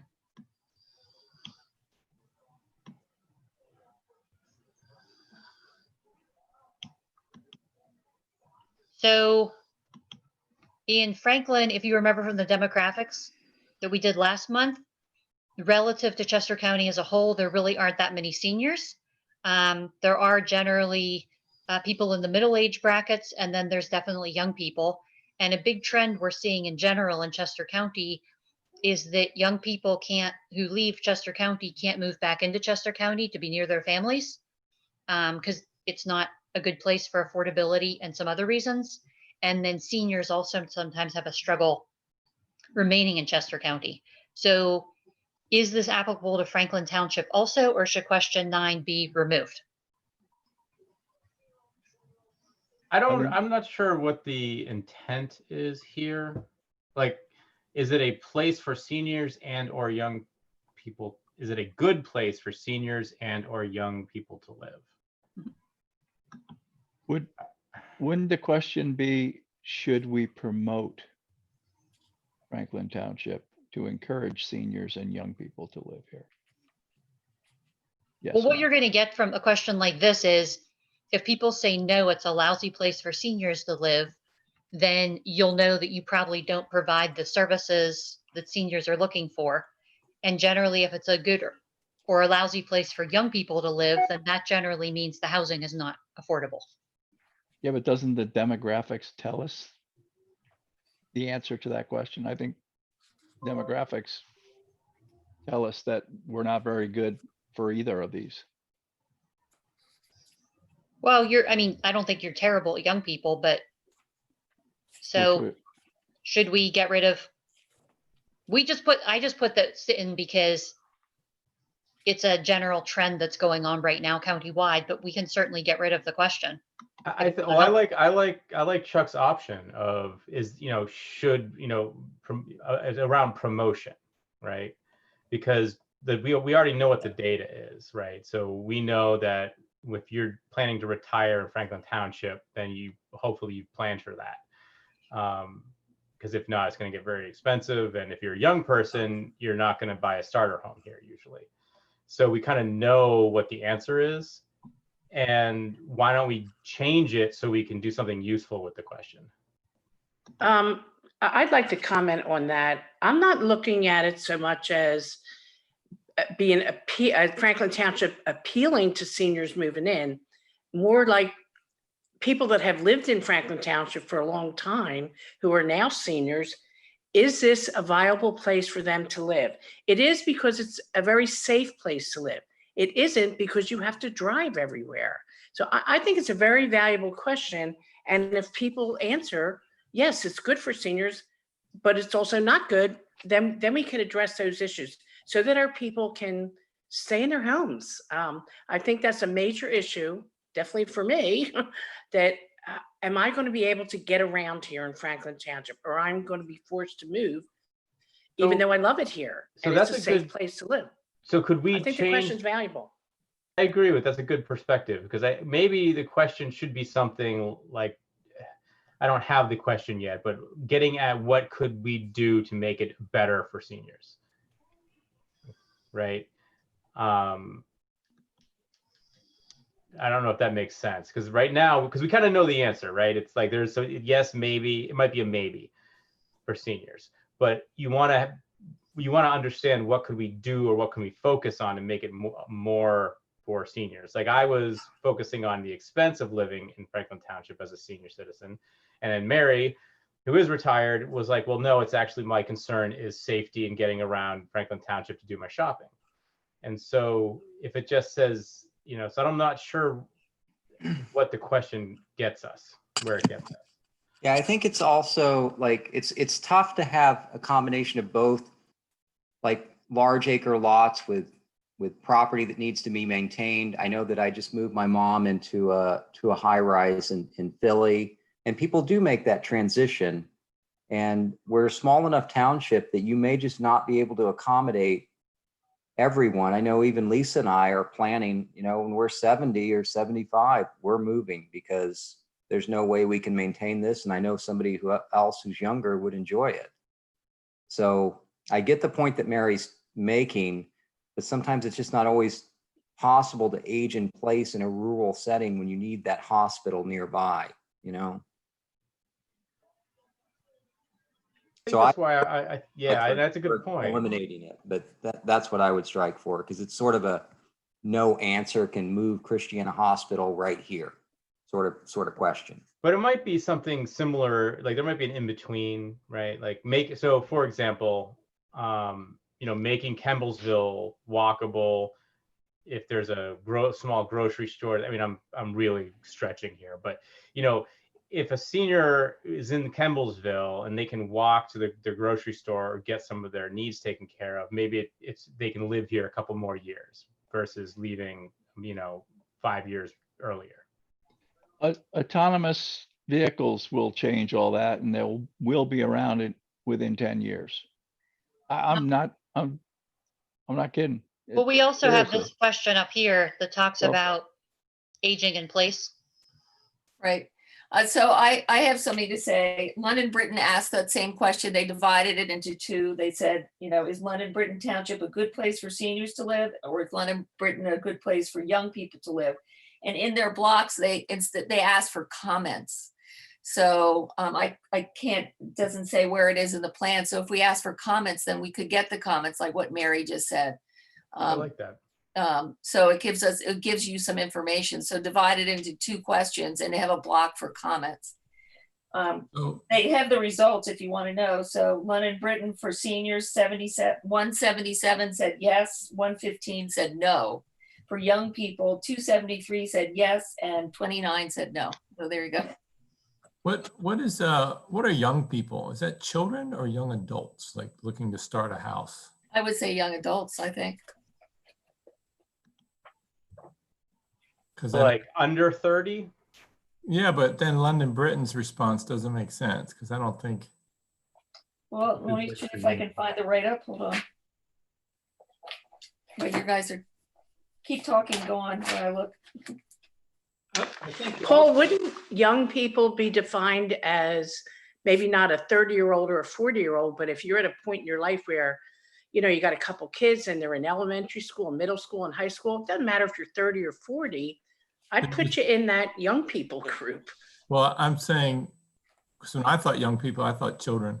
So maybe maybe we could change it to young adults. I don't know that the young people. So to answer your question, Mary, I'm in that 30, 40 zone, and I'm thinking like 20-year-olds, right? Just out of college.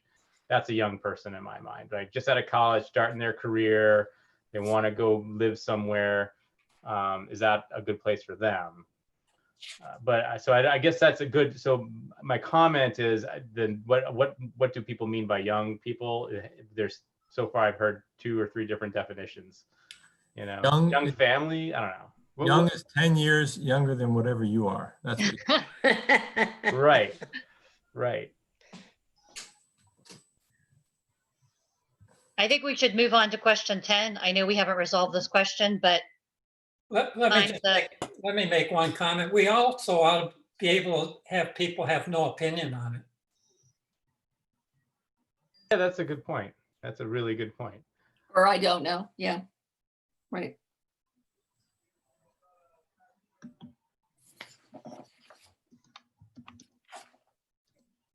Can't they leave it blank, or what happens? Will SurveyMonkey not allow that? no, I think you can leave a blank in SurveyMonkey, but we can add a. Okay, moving on to 10. Since it's already 8 o'clock, I would really like to try to get through all the survey questions tonight at least. So here we come to our Kimblesville question that we talked about prior, I think, in one of the first questions. Does this seem like a good question to have in the survey? Are there any responses? Is checking up to 3 too many? So when in a 3, well, there's only a few check boxes here, so 3 might be too many, but maybe 2. I don't understand the second question. We already allow those things, so why would what? I don't get It should be support or improve, or again, this might actually go back to sort of the plans that we're thinking about for Kemblesville, and trying to make it more of a town center-ish, something walkable. Right. Business, like a business little, So instead of saying allow, say promote, maybe? Well, I have something to add on that, where the local businesses, that I think there should be a follow-up question where we actually say, if Kemblesville were to become more commercial, indicate which type of businesses you think you would patronize. And I sat with Paul, from the historical committee, and we came up with professional services, and then you list for each category, you would list the type of services. So professional services like lawyer, accountant, recreational services, bike shop, outdoor and sports equipment, guns and hunting, restaurant or tavern, non-food specialty shop, sewing, jewelry, hobbies, garden shop, mower repair, food specialty shop, which would be meat, clothing, personal care, arts and artisans. And then I was talking to Joan today, and she came up with a really good idea. How about a hardware store, a small hardware store? I mean, so at least it tells what they would patronize, because the question said, if Kemblesville were to become more commercial, indicate which type of businesses you think you would patronize. So that gives us more information. And I don't know if we want to just replace 10 with that type of question, or you still want to keep 10 with kind of the small scale apartments, and stuff that's already there. Comments on that? Well, I think this is important. I think traffic calming, small scale apartments, and I think this is important because there are failing systems, is my understanding, in Humblesville. There are some. The traffic calming, so at Appleton Road and 896, it's part of the 896 project. They are doing some things there. They might not be doing everything that you guys want for a village setting. Joan, exactly what's there at Appleton Road for 896? It will be a 3-way intersection, a T intersection there. With stop signs? Yes, signs. And we talked about some calming areas coming into Kimblesville. They have to be back far enough so that they don't interfere with driveways, because if you have some of those islands, people wouldn't be able to cross to get into their driveways. So that was one of the discussions. So if they do put some calming items in, they would have to be back further as you come in, to the township. Would they splurge for parking for us?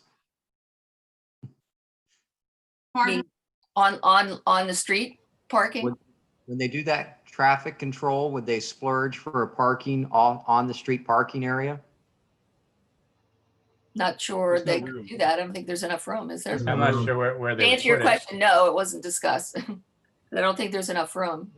Well, It's simply not that's feasible. obviously You're an paving over important part. people's front you know, yards. Yeah, so that's an important part of any development. You just have to have the space, right? So. So then, Um, so should we keep Can I this just in say or should something this about be that? removed? But traffic calming, all right. traffic calming is important. And so, these kinds of things. This is really not necessarily about what specifically we are going to do. It's about the directions we should think about as a township. And Right, because what you could do in your priority subjects, let's just say is one chapter could be on Kemblesville. right. And New Garden did this for Tough Kenneman. And then New Garden, as a follow-up to Tough Kenneman, did a land use and a transportation study for the village. Right. And So, so in theory, you could have a follow-up like that and then seek funding for additional changes that you want. yeah, the purpose is not, this is specifically what the township will be doing, but the concept of traffic calming is important to the township, right? So when the board decides and starts working on ideas, then we know, okay, traffic calming is important. And it doesn't have to be speed bumps or it doesn't have to be on-street parking, but it's these are the options. These are, this is something we want to focus on. I still would like to promote that question of asking where they would shop for local businesses, because that would give us ideas of what types of stores people in Franklin Township would go to, which has been a little bit of an issue, in the past about what they would go to, and make them individual choices where somebody could choose that they would patronize this, that, the other thing. So is that something that we would put into a brochure to attract businesses, or is that just something to educate ourselves? Like what would we do with that information if folks said everyone wants a hardware store? Well, one of the things we've talked about is making the village walkable, and one of the other things we've talking about making Kemblesville a destination, not only for Franklinites, but also people who come out here to enjoy the vineyards, who enjoy other things, walking in Fair Hill, riding their bikes in Fair Hill, to try to bring some commercial into Franklin Township. People talk about commercial, but the question always has been a head scratcher because we don't know what type of commercial to bring in. And this would give us some information about at least what the residents might, Well, I guess what I'm saying is, like, what do we do with that information? Do we go out and use it for marketing? Right, to market to would-be business owners, to say, hey, the residents want a hardware store. If anyone is interested in a hardware store. well, it would give us the information if we do a section on Kemblesville as to what we're going to do with Kemblesville. Leave it the way it is. If somebody doesn't say, I won't go to any of those stores, then it just, remains residential. It's been a question that has been discussed for a long time, and this would give us the ability to get information. And to answer your question, if you wanted to do a brochure to actively reach out to people who might want to do those types of local businesses, yeah, sure. I think Okay, what you could I get do in a chapter of the comp plan for Kemblesville is you could say, and I'm just making this up right now, we're reinventing Kemblesville as a destination for cyclists and trail users. And then you target businesses, for example, bike shops, rest stops, whatever, little shops that would cater to those types of people as, an economic driver, for a tax base in Kemblesville, and to have little shops in Kemblesville. And as part of that, in the comp plan, you could have a section on how you were going to market it, and promote it through zoning and other means. So that's a Okay. possibility that this question could lead to, and then Nan's secondary question could lead to. Shouldn't we ask whether we want to increase the amount of commercial in Kemblesville or increase the amount of residential, to get the feel for whether people would rather have it as more commercial or more residential, since That's what we're doing effectively. Allow for. So if people say, yes, allow for small scale apartments, and they don't say anything here, then the people want to keep it residential. What if they check both of them? Then maybe they want mixed use. Maybe they want to keep it more of a traditional village where you have both. I think that's useful information also. It also helps the supervisor. So if we have the thing where we check for all the businesses and people don't check them, or we have a column that says not interested, then we know that people aren't interested in doing it. So when people say commercial in the village, we can say the survey says that people aren't interested in it.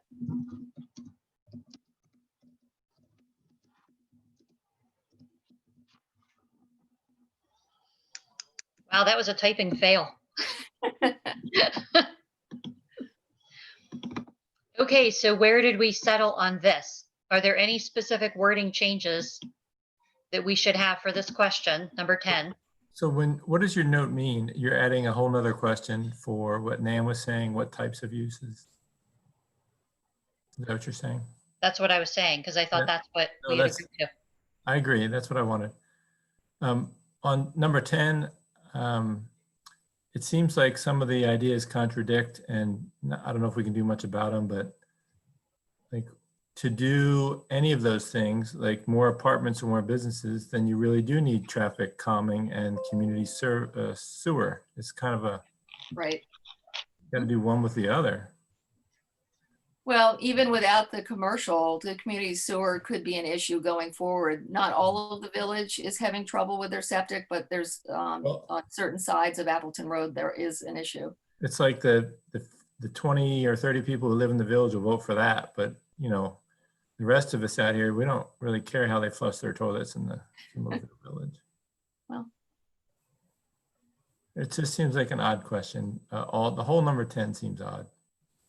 Well, if you do want to promote the village going forward in the future, then everybody's going to care about how you flush the toilets, because you're not going to be able to do anything different with the village until the sewer is straightened out.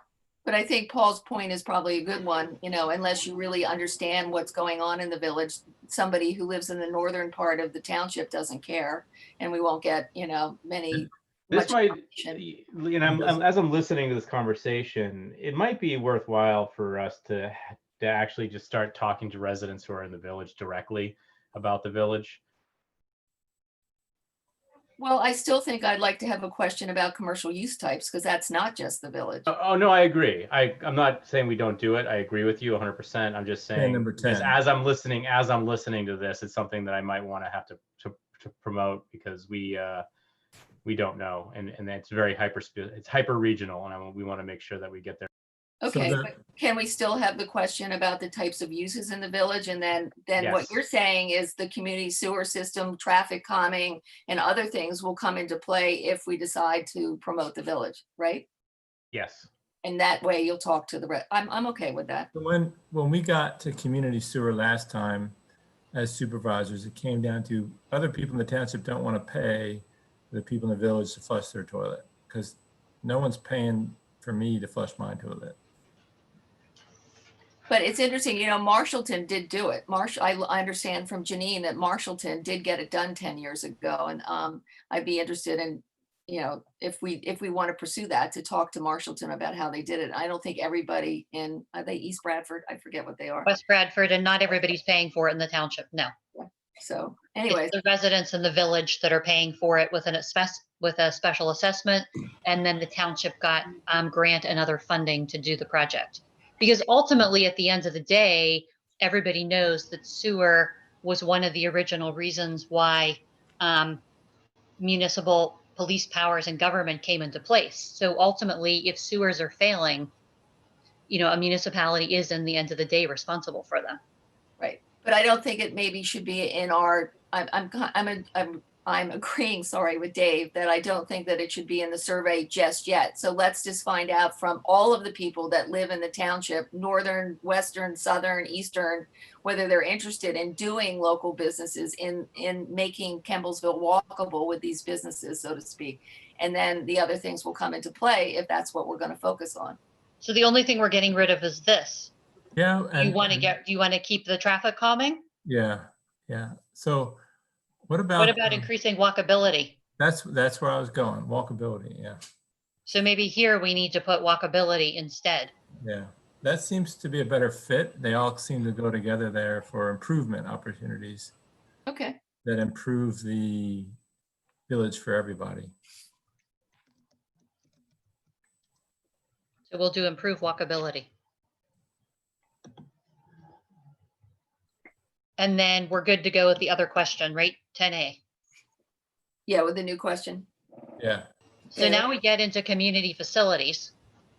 And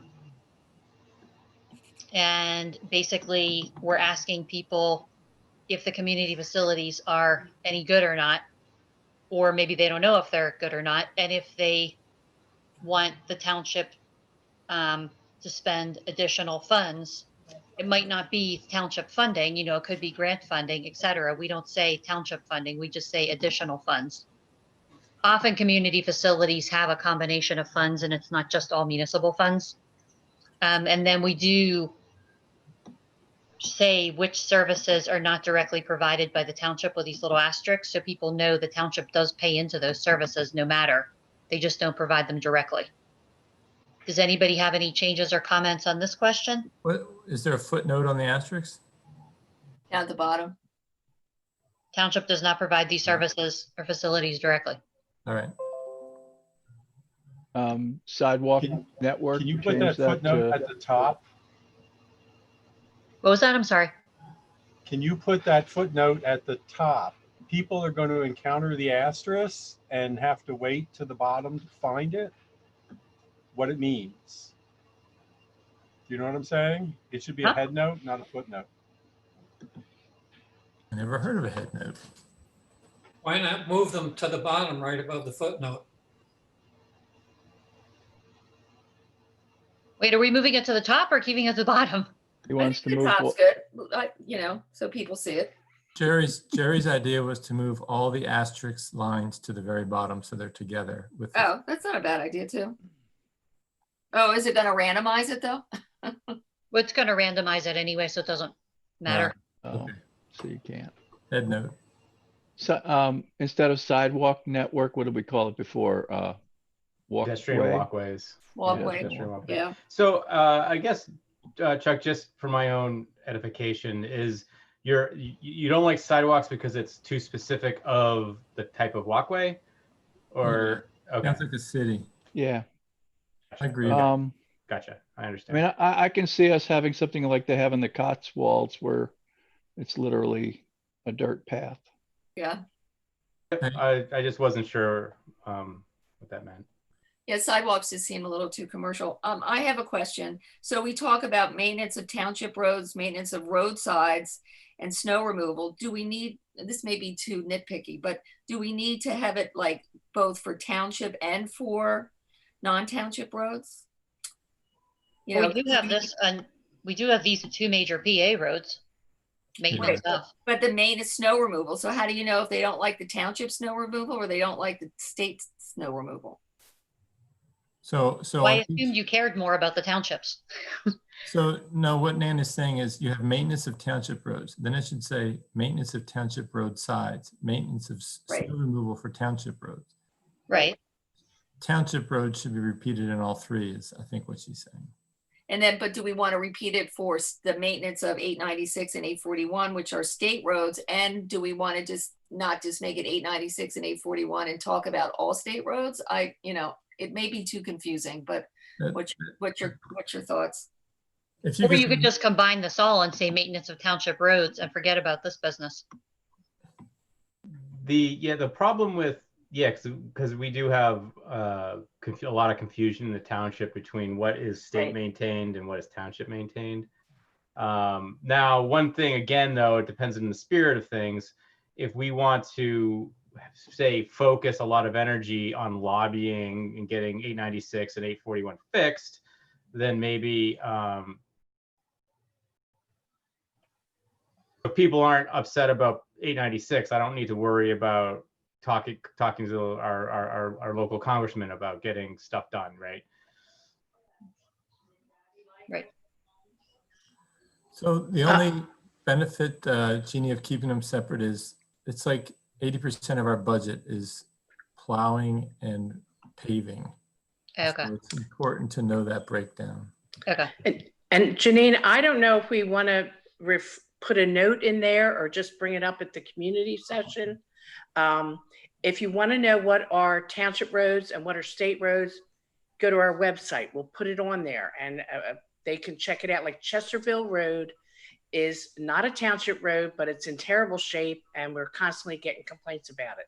The other item maybe we should mention is because of the coronavirus and all the havoc it has wreaked, we are going to be years and years at every level of government dealing with funding. And we, of course, are at the bottom of the barrel.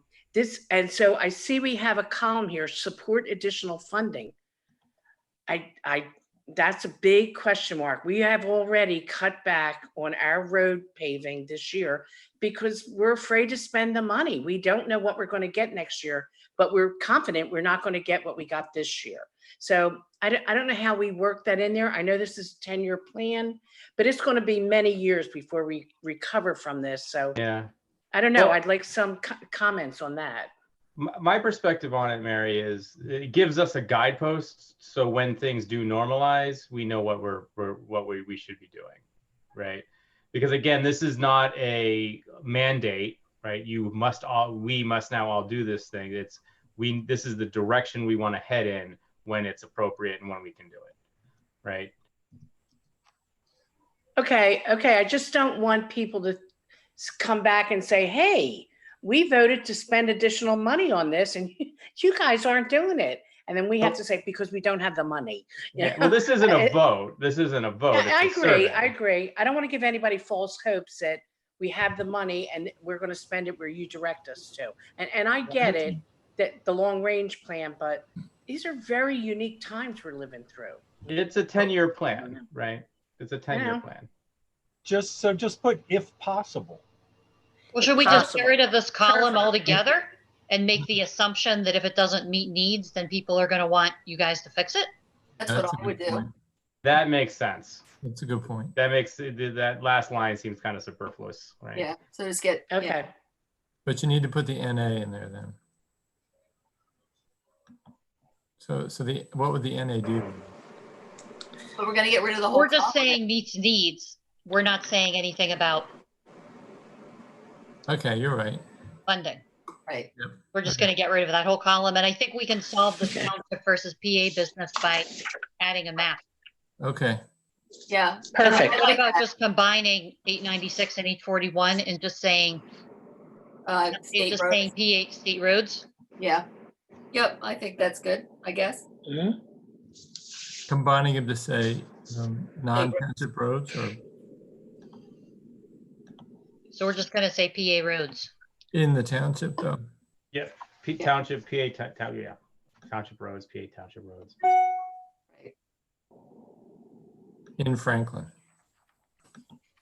I think the assumption is all of this is in Franklin, right? Yeah. I don't know. I hate to add it here and then not add it elsewhere is the problem. I think we understand that it's PA. I mean, it's Franklin Township. It's the Franklin Township Comprehensive Plan. Okay, what about all these other ones?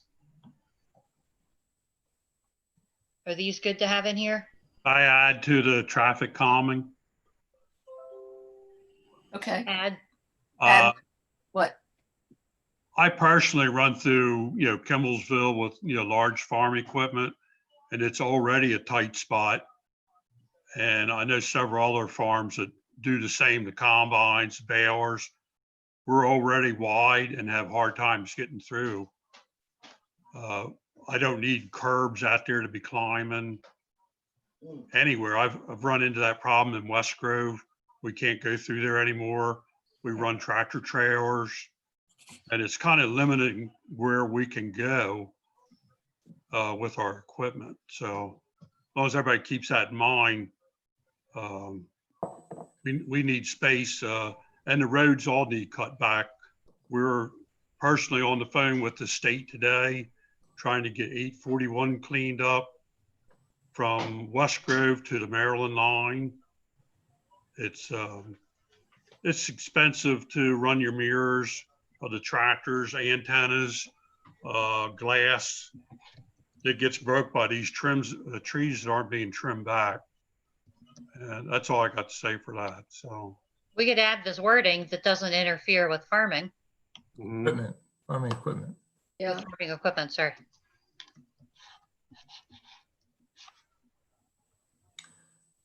I don't know, something like that. But just so Dave knows that, the township doesn't do the traffic calming on 896, but your input should be heard by PennDOT, who is doing calming on 896, before it's too late. Right. I don't know how to get that to PennDOT. Who's your PennDOT contact? You must have a contact for the 896 project. my son talked to him today. I don't know what his name was, but he was going to come out and meet with us, and we're going to show him some of the areas we're having a lot of trouble with. He said they're only allowed to go 12 foot, where lots of times we need almost 13 or better to get equipment through without, making damage. Yeah, well, also mention to him about the traffic calming plan for 896 that you wanted to accommodate your equipment, is my point. I mean, like I say, we're very few people in the township, but it's a big artery right through there from Maryland to the mushroom industry and the combines. We have to farm with what we got offered to us, and it's bigger and bigger equipment. Was only 10% of my farming is in Franklin Township, and we had the same problems in neighboring township. And I farm in Maryland and Delaware also. So it's just nice to get on an open road where you don't have to, tear something up to get past traffic. So, all righty. That's a good point. All the way down Appleton Road is a tight road. Yeah. Right. And it's lots of times we send escorts out ahead of equipment, just kind of slow traffic down. Right. We try to do everything, but sometimes people get run off the road, and we're usually bigger than what we meet. So do we need a category? But I know we said about the traffic calming to allow farm equipment, but do we need an extra widen roads to accommodate farming traffic? We've done that. We have the flashing lights. We do all that. But I'm saying, should we add it on our survey? Yes, could. A whole section that says widen roads for farm equipment, because it's not only for the farmers, but it's also for the cars trying to get by, because sometimes it is difficult. You come up over the hill. It really helps out where we have bike lanes, because we can get over in the bike lanes, and that's a good idea. Another 3 or 4 foot to work in. And there's another plus for us putting in bike lanes, so we can accommodate the farmers as well. So we kind of share the bike lane with the farmers too. So. And I would say if the objectives are to keep the rural character and the ag character of the township, then something like bike lanes or wider shoulders would be better than widening roadways, because you know how that goes. If you ride in the roadways, then more cars will be speeding and on the roadways, and then make it more difficult for the farmers. Yep. Janine, and I'm so listening to Dave's comments, and I'm nodding my head. This is a lot of good stuff to consider. Part of our homework this past month was getting our stakeholders together to kind of get very specific, hyper-specific needs based on certain segments of the population. Is that something that, here's my worry, there are a lot more non-farmers in Franklin Township, and so you ask them a question, should we widen roads for farm equipment? I know that's important, right? I know it's important and why it's important. But I'm not sure if we put it on here, will the average person understand? Doesn't understand that, right? So like you have this interview and Dave sits down like we just did and said, this is important, this is why. And then we put it into the plan as part of our stakeholder conversation. He's on the list. If you look at the stakeholders, we have agriculture. I asked Paul if he would, be the task force member, and I've got Matt and Kathy going and Dave Hawking. So we were going to talk about that later, but should we just try to keep going so we can get that list? Let's get through it. Yep. Yep. So can we move on? Is everybody okay with 11? We're good. Okay, so number 12, outside of your home, where do you participate in recreational activities? Is everybody okay with this question? The only thing that I would add, it's the Big Elk Creek section of the White Clay Creek Preserve. It's very hard to say it. Most people refer to that as the Strawbridge property. It's not that, but I mean, I think people will go, snap, now I know what it is. So it's the Big Elk Creek section. You have to add creek. It's very awkward. Up there it says Big Elk Creek section. Yeah.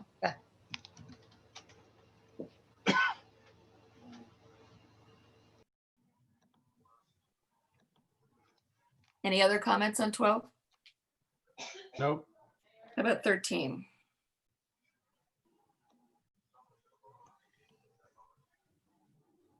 So 13, I have a question. So while you guys are reading it, Janine and I went through and I took out something called nature education, which I think we should probably put back in.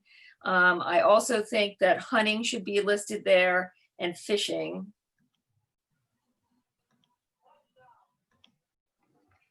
Hunting, different hunting and then fishing as its own block too. Does anybody disagree with that? I think that's perfect. No, so Janine, it has its own, so we're adding 3, nature education, hunting and fishing. Right, I realize that. I just don't want the tables to get messed up. Okay, all right. Because the tables will get all messed up again. Okay, all right, excellent, all right, that's fine. Please change sidewalks. Yeah, wait, sidewalks were, Be a find and replace function. Just remove all sidewalks and put in walkways.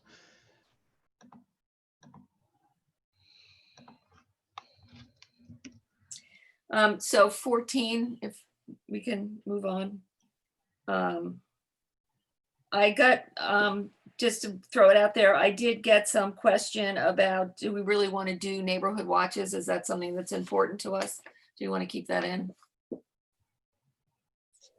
I don't see why not.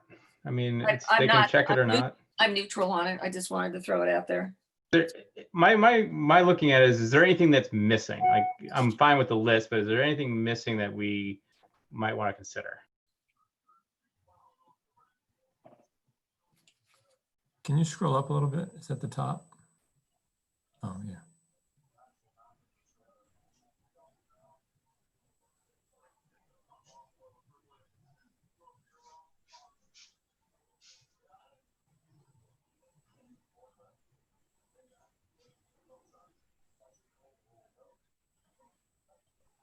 Are we good to move on to 15? We're good, I think. Any additions? Okay. So then we're looking for intersections that should be added here.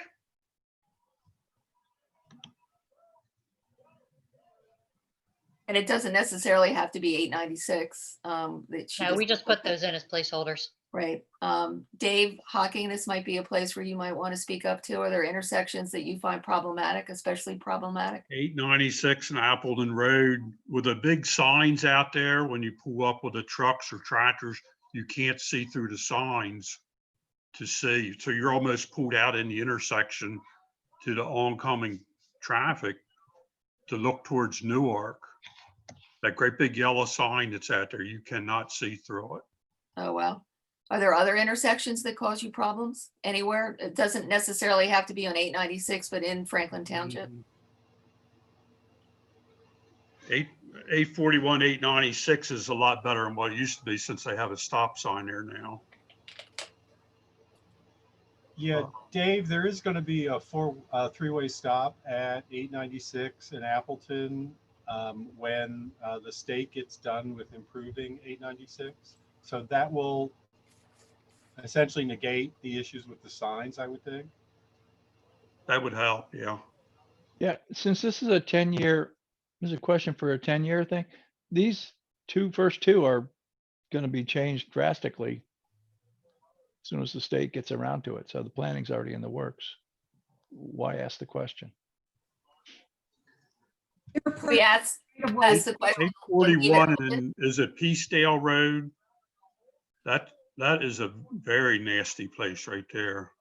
So there's a circle going Oh, in yeah, there. up the hill. You gotta Mhm. come up a steep hill, grade to yeah. get moved out, yeah. I agree. It's hard to see. People go fast on 841. It's hard to pull out. That's, You guys want to think about this and email Nan and I suggestions? Yeah, so we can let's keep think moving? about this. I Yep. want to let you guys know too that I am right now on my work desktop. And in 15 minutes, I will have to take a break because I'm going to get bumped out of my work desktop and I'll have to log back in again. So I would have to, go black Okay. on my screen for a few minutes. So I just want to let you know if suddenly I disappear or this disappears, you'll know what happened. I can Okay. get back in. It just takes me a few minutes. Well, we've got 16 and 17, and then the rest are kind of, questions about who they are. So let's try to see if we can't move along. Okay. So email me on 15. So let's do, and I think you're going to have to email me on 17 also, probably. Email Nan and I about the roads. Yep. Okay. So, but let's do 16.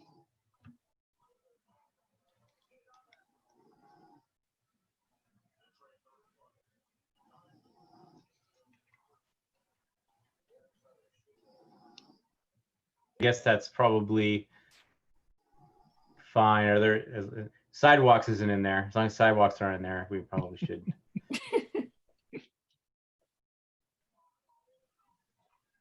Oh, wait, they are in here. It says add sidewalks in Kimblesville. So change sidewalks. There you go. Eagle eye. This thing's riddled with problems. Hey, So 17, we're going to email you. So now we'll go on to general information. On 18, we have less than 1 year and all that stuff. I think that we should add something that says lifelong resident. So I would fit as more than 20 years, but I'm not a lifelong resident.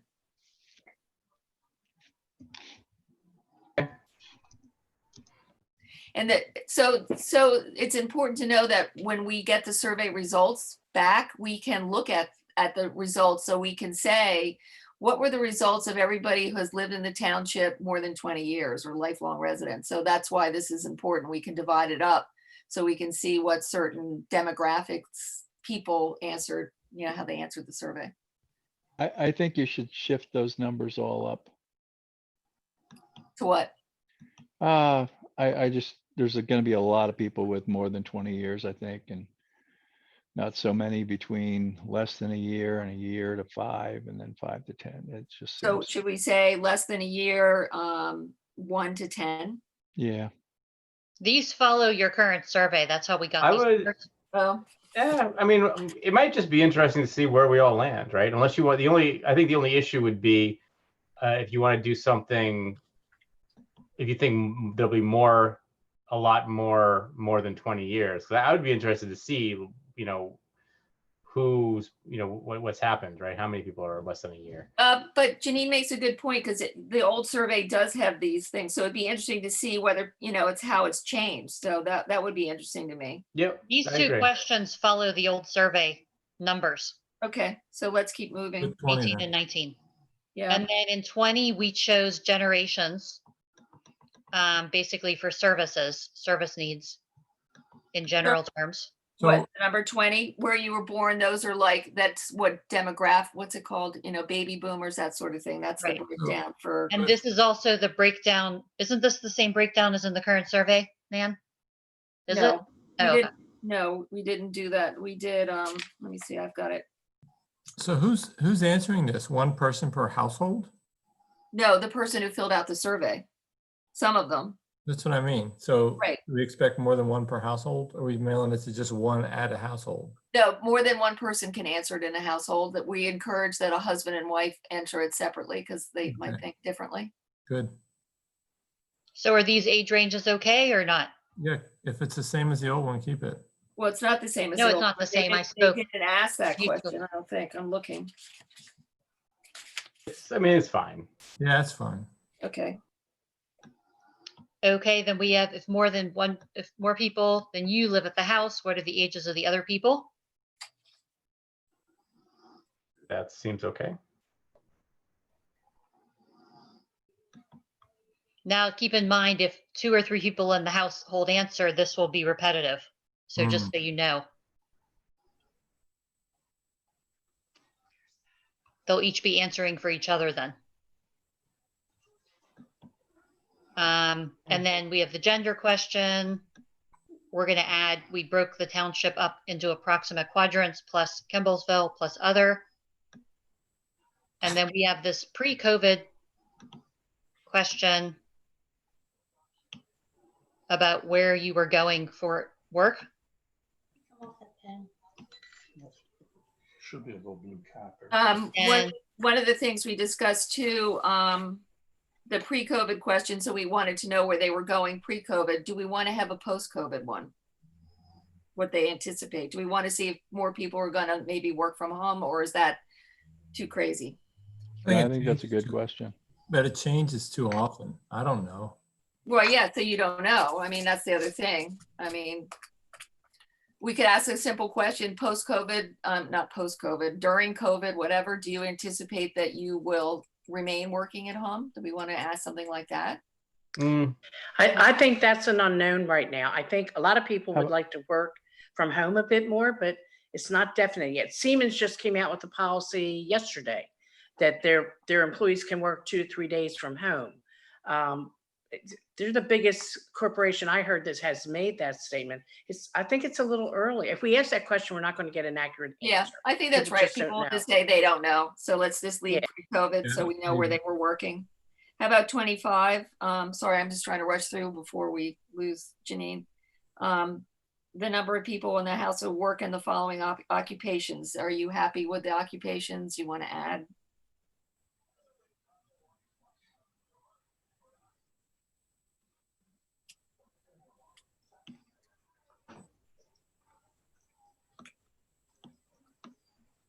Okay. It's okay. How about 26, about how township information should be? Did you hear me? You might not have heard me on the, maybe I was on mute. On the professional, I'm looking for like my profession, you know, research and development, technical, is that somewhere in here? It's professional services. Professional services, salons, pet grooming. No, Yeah, that's I guess personal services, professional services. Professional services, accountant, finance, legal, business, insurance. That's What all- would you call yourself? Let's just There, R&D. Well, I know, but you can't name We all added of it. them. I know, but what would you add to professional services to put you in there? That would define you? How do you define yourself? I'm trying to answer the question. It's not a professional service. What we could do is manufacturing and R&D. It's probably the most likely place to put it. Okay. So make it, okay. That makes more Good. sense. Is that good? How about, anybody, other comments? While she's doing that, do you want to take a look at 26?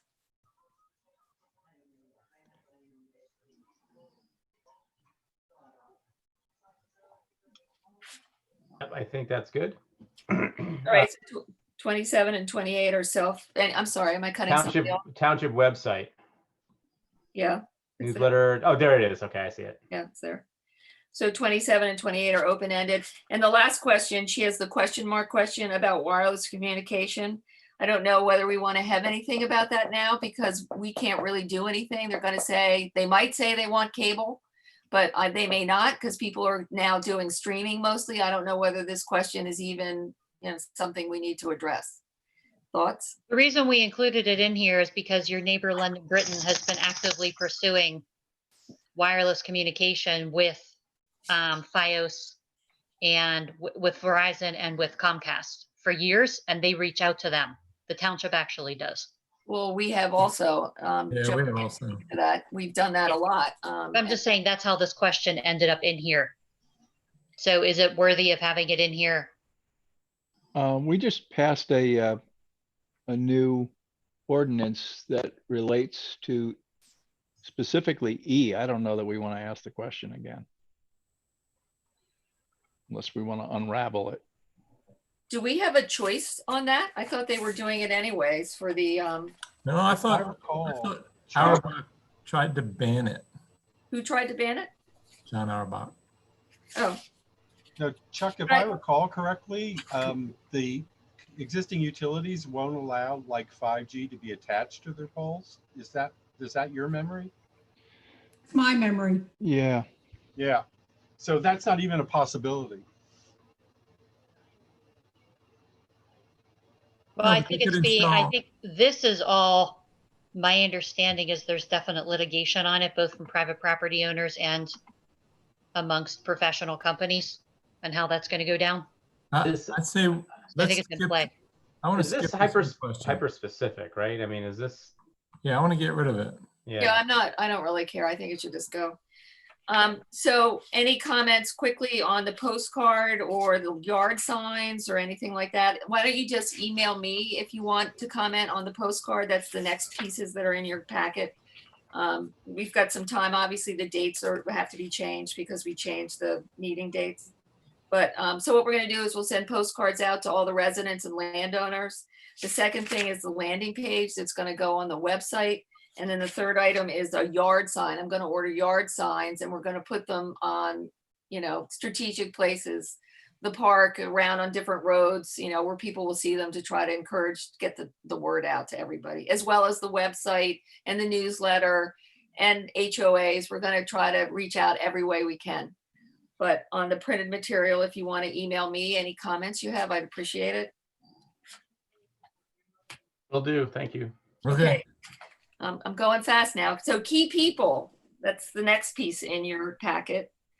So Dave, as you discussed, we have agriculture. I reached out to Paul because Janine actually does the interviewing, but she wants to have a task force person with her in the interview. And what she does is she picks a question that's in the questionnaire and goes a little deeper to use that as the basis of the interview. Correct, Janine? Yes. Okay. So Okay, that's great. So these are the ones that I came up with. They are not the final ones. Jerry came up with one. Jerry, do you want to discuss what we discussed the other day? Jerry, are you there? Oh, well, I had to unmute myself. Oh. Yeah, I talked to a local realtor, Janine Lamb, and she's pretty knowledgeable about the school district, and she's willing to participate. And I thought it would be good to have a realtor as one of the people to talk to. About why people move here and why people move away. Why people, yeah. Good idea. Like it. Right. And Paul, who's there, he's offered to be a important person, and Chuck will be the member to interview him. Kathy said that she would do Sarah and Ben. Dave will reach out to the charter school. And I already did. Yeah. I've got Kate Bishop. She's the head of schools for the AGCS, so she's willing to be on that task force. So okay, great. name's Well, Kate. it's an interview. It's actually an interview. Yeah, that's what that's what I meant. Kate Bishop is her name. And so how do you feel about Jose and Jasmine? They bought the golf course. I reached out to them and they said they would be happy to be interviewed because they have the clubhouse there. And I don't know where they are now. They were originally thinking of doing a brewery, but given the situation that we're in now, that's I don't know whether it's on hold, but I thought we would reach out to them because it's a big clubhouse and they're going to have to do something with it. How does the task force feel about interviewing them? I like it, but then again, they're brand new to the township. I don't think they lived in the township previously, did they? And No, they lived in New London, I think. maybe I would be interested in some other business owner, like the people who own the car repair shop in Kimballsville or What about the nursery, North Creek Nursery? North Creek. Yeah, North Creek. No, that's a good one. That's a good one, Joan. Or 896 Pi. I don't know any of those people, but if anyone thinks they'd be a good interview. 96 Pies in the next township. Oh, is it? Sorry. But we've got Daddy O's. Yeah, the old Kimballsville pizza place. Yeah.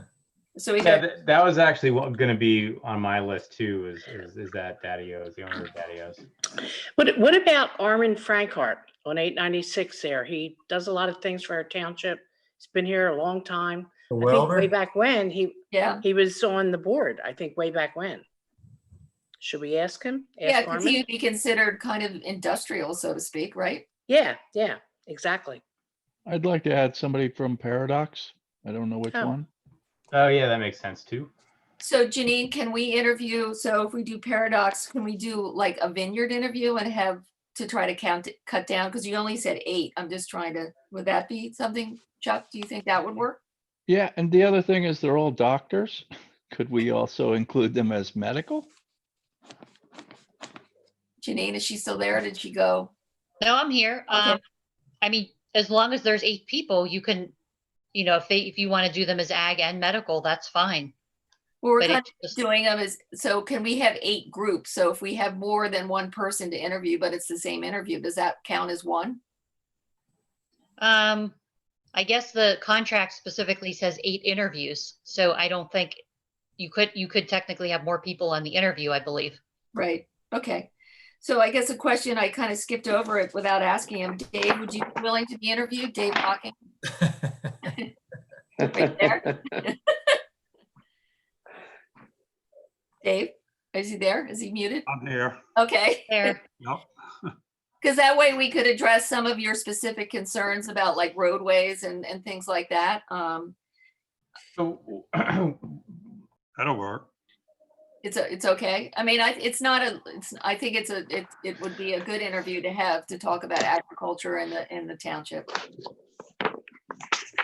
So one of the thoughts that I had as well is kind of had somebody who is not, I want, for lack of a better. Dave, I didn't hear that. I Can you didn't hear you me? went away. Now I Okay. hear You you. got muted for a second. Oh, so what I'm talking about is I kind of called him like a community organizer in a larger development. Matt Decker in Windermere. He's a young family in a larger development that's filled with young families, and he does a lot of community work within that development. And I don't know if that would be worth having him on the interview schedule to kind of represent that segment of our population. Is that the president of the homeowners over there? Ryan Franklin, something like that? I'm not sure if he's the president of the homeowners association over there, but he's usually the one who's like organizing for fund drives and he's involved in that. But maybe we can get the homeowner association as leader as well. I just know Matt's involved in the community a lot beyond his own development, which is why his name came up. Mm-hmm. I think the current HOA president is Mike Petka over there, Okay. but I don't know. That was 3 or 4 months ago. It might be someone different. Okay. Are we up to 8? We're over 8 now, so Oh. we've got to figure out one with the addition of the guy from the HOA. So we have to figure out what we're going to do unless we can. Where's that list disappeared? Huh? That list disappeared. Janine, can you put it back up or you can't? Well, I remember I had to. Oh, right, So- right. All right, so I just had do you have to. the material? It's in the printed material. Do you have that in front of you? I'm sharing again. I logged off and I just logged back on again. So So Nan, my last addition, I don't think it's necessary. I don't know if it's actually necessary. It's just if we're already at 8, there's no reason to. So we have the agriculture, we have Paul, we have the vineyard with the addition of Paradox, we have the charter school.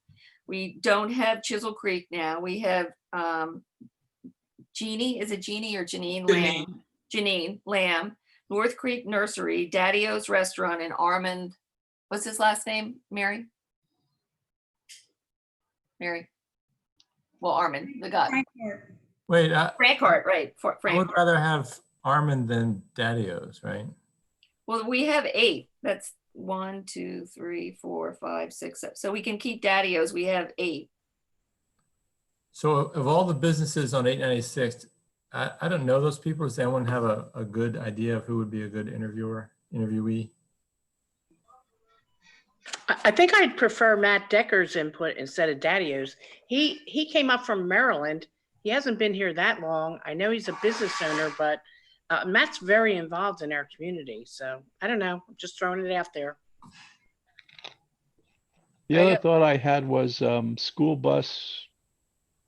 I know, well, yeah, it's actually, I know the person who does the next town over, but the same thing would apply.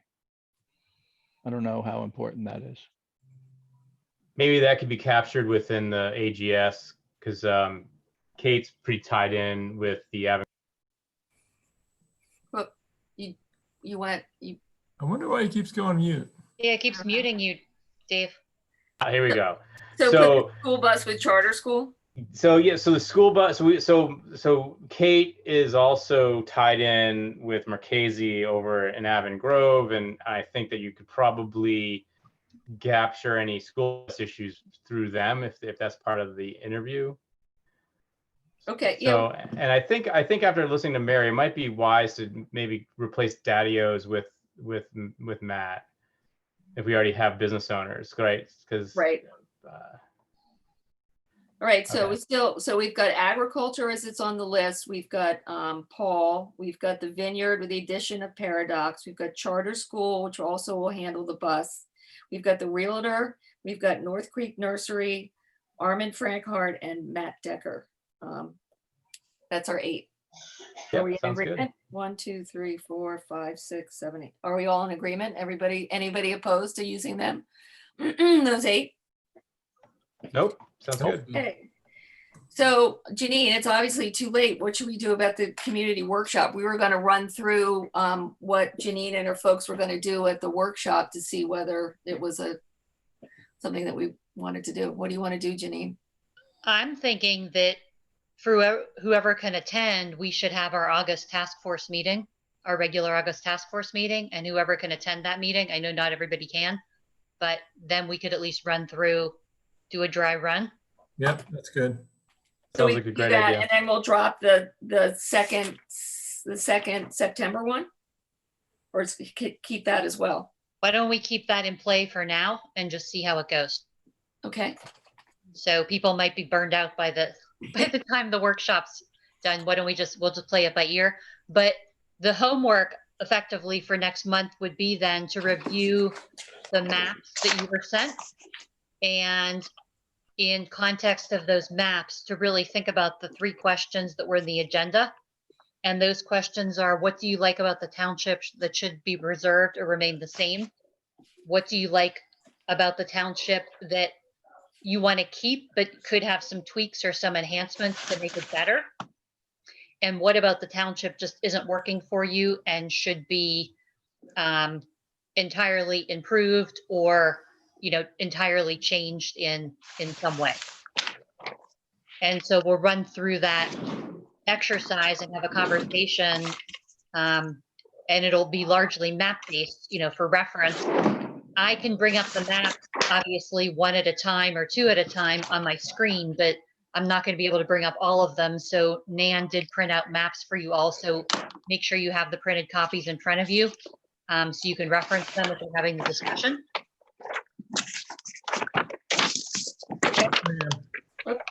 Does that sound good? I think so. Janine, would you be kind enough to just quickly run over the August, September dates? Sure, I have them right in front of me. I can do it. So we'll have our workshop meeting on 8/25, which is what she just described. We're going to go through the actual workshops. The community 6:30, meeting, right? Yep, 6:30. The community meeting is 9/15, September 15th. And then we'll have another task force meeting on the 29th of September to discuss what we learned at the workshop. And that's a 6:30 meeting. They're all 6:30. Yep. Oh, everything's 6:30. Okay. Yep. Everything's When Joan sent out the invite, it didn't say the date and time on it or something. I was struggling when and Oh, where. it didn't? Well, I don't have Outlook when I received the invitation, so it doesn't pop it in for me. Okay. I didn't look because I don't have Outlook either, but I knew. So, okay. Well, Nan, you sent an email right after that had it, so I appreciate that. Oh, okay. Well, you're welcome. Okay, so the other homework we have is to, that we're gonna have to look at the survey and get it done. So I guess what we'll do is that Janine will make the changes and I'll make paper copies for people, you know, if you don't want a paper copy, let me know. I did put everything, I believe, in the Google box that Dave set up, so I can do it that way as well. But I will do paper copies. Send me an email if you don't want a paper copy. Otherwise, I will drop it at your house when she gets it done. Okay. And I think what we should try to do, if possible, Nan, is try to finish up the survey via email so that the next meeting we can definitely start with the workshop run through. And then if there's any time left at the end of the next meeting, then we can, fine tune the survey questions if you want to, but I definitely like to start the next meeting with the other conversation. Sure. So I have just a question. If people are interested and I could set up a Zoom meeting just with the task force, is that a no-no? Because it has to be a public meeting? I'm not trying to cut the public out. I'm just trying to get it done. What's the deal with that? I think that's probably a no-no. Okay. Well, they all have to be public. Okay. Why can't you just advertise it and on their website, post it? We can advertise it if you want to hold another meeting. You just have to let us know. Do we want to attempt it by email and see if it works? If it doesn't, then we can do it in person. Does that work? Why don't we give it 2 weeks via email and see how that works? Okay. And then if it doesn't work well, then We'll what we could do, we could have another meeting, or we could just make the August 25th meeting deliberately longer. But it would probably be better to have another meeting and just keep them short.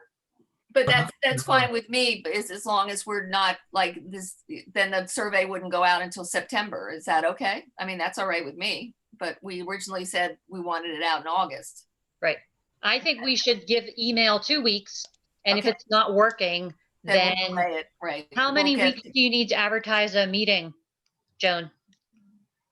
For this type of meeting, we just need, to put it in the paper one day. Okay. That's a good idea. So we all you'll get the copies. We're going to try to get it done via email in 2 weeks. If we're struggling, then we'll do another meeting. I don't want to exhaust everybody with these meetings. So, so let's try to do it that way. Does that make sense? Yeah, because we have the bulk of it. I mean, we have probably 85% of it from this meeting. So it's really just going to be fine tuning the questions. Yeah. And I'll say this in kindness because it's very difficult. It was tough for me. You kind of look at the questions and you do it, you get tired, all that stuff. And then you look at it again and you want to change it again. So we've got to try to put a cap on it, me including me, on trying to get it done. So. And then I think too, for the next meeting, in addition to talking about the community workshop drive run through and getting your opinions on, some of the communities or the priority subject areas, we might want to talk about from the survey questions, we might want to select survey questions for the stakeholder interviews. I realize each stakeholder is being interviewed for a different reason, but just to keep everything on a level playing field, there might be a couple survey questions that we want to ask of all of them and take a deeper dive and then get much more specific into their specific topic areas. That might be a good way. So like the one question saying, what should the township spend more time focusing on? I think that's question number 3. We might just want to make a rule that all the interviews are asked that same question. Okay.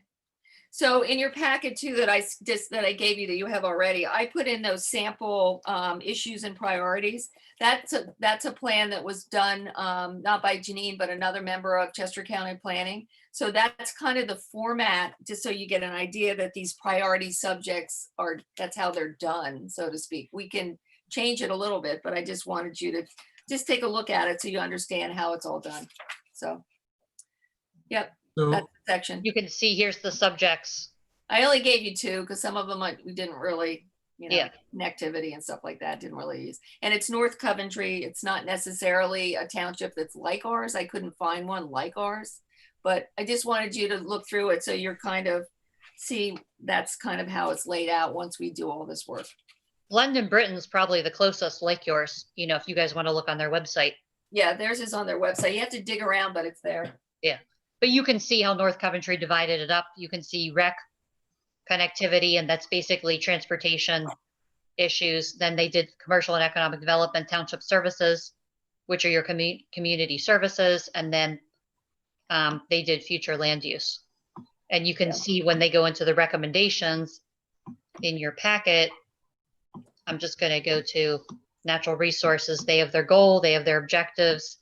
And then when they actually go to recommendations, you know, they actually start to really get into details about what the recommendation is, pretty short, and then why they're doing it, and then how they're going to go about doing it.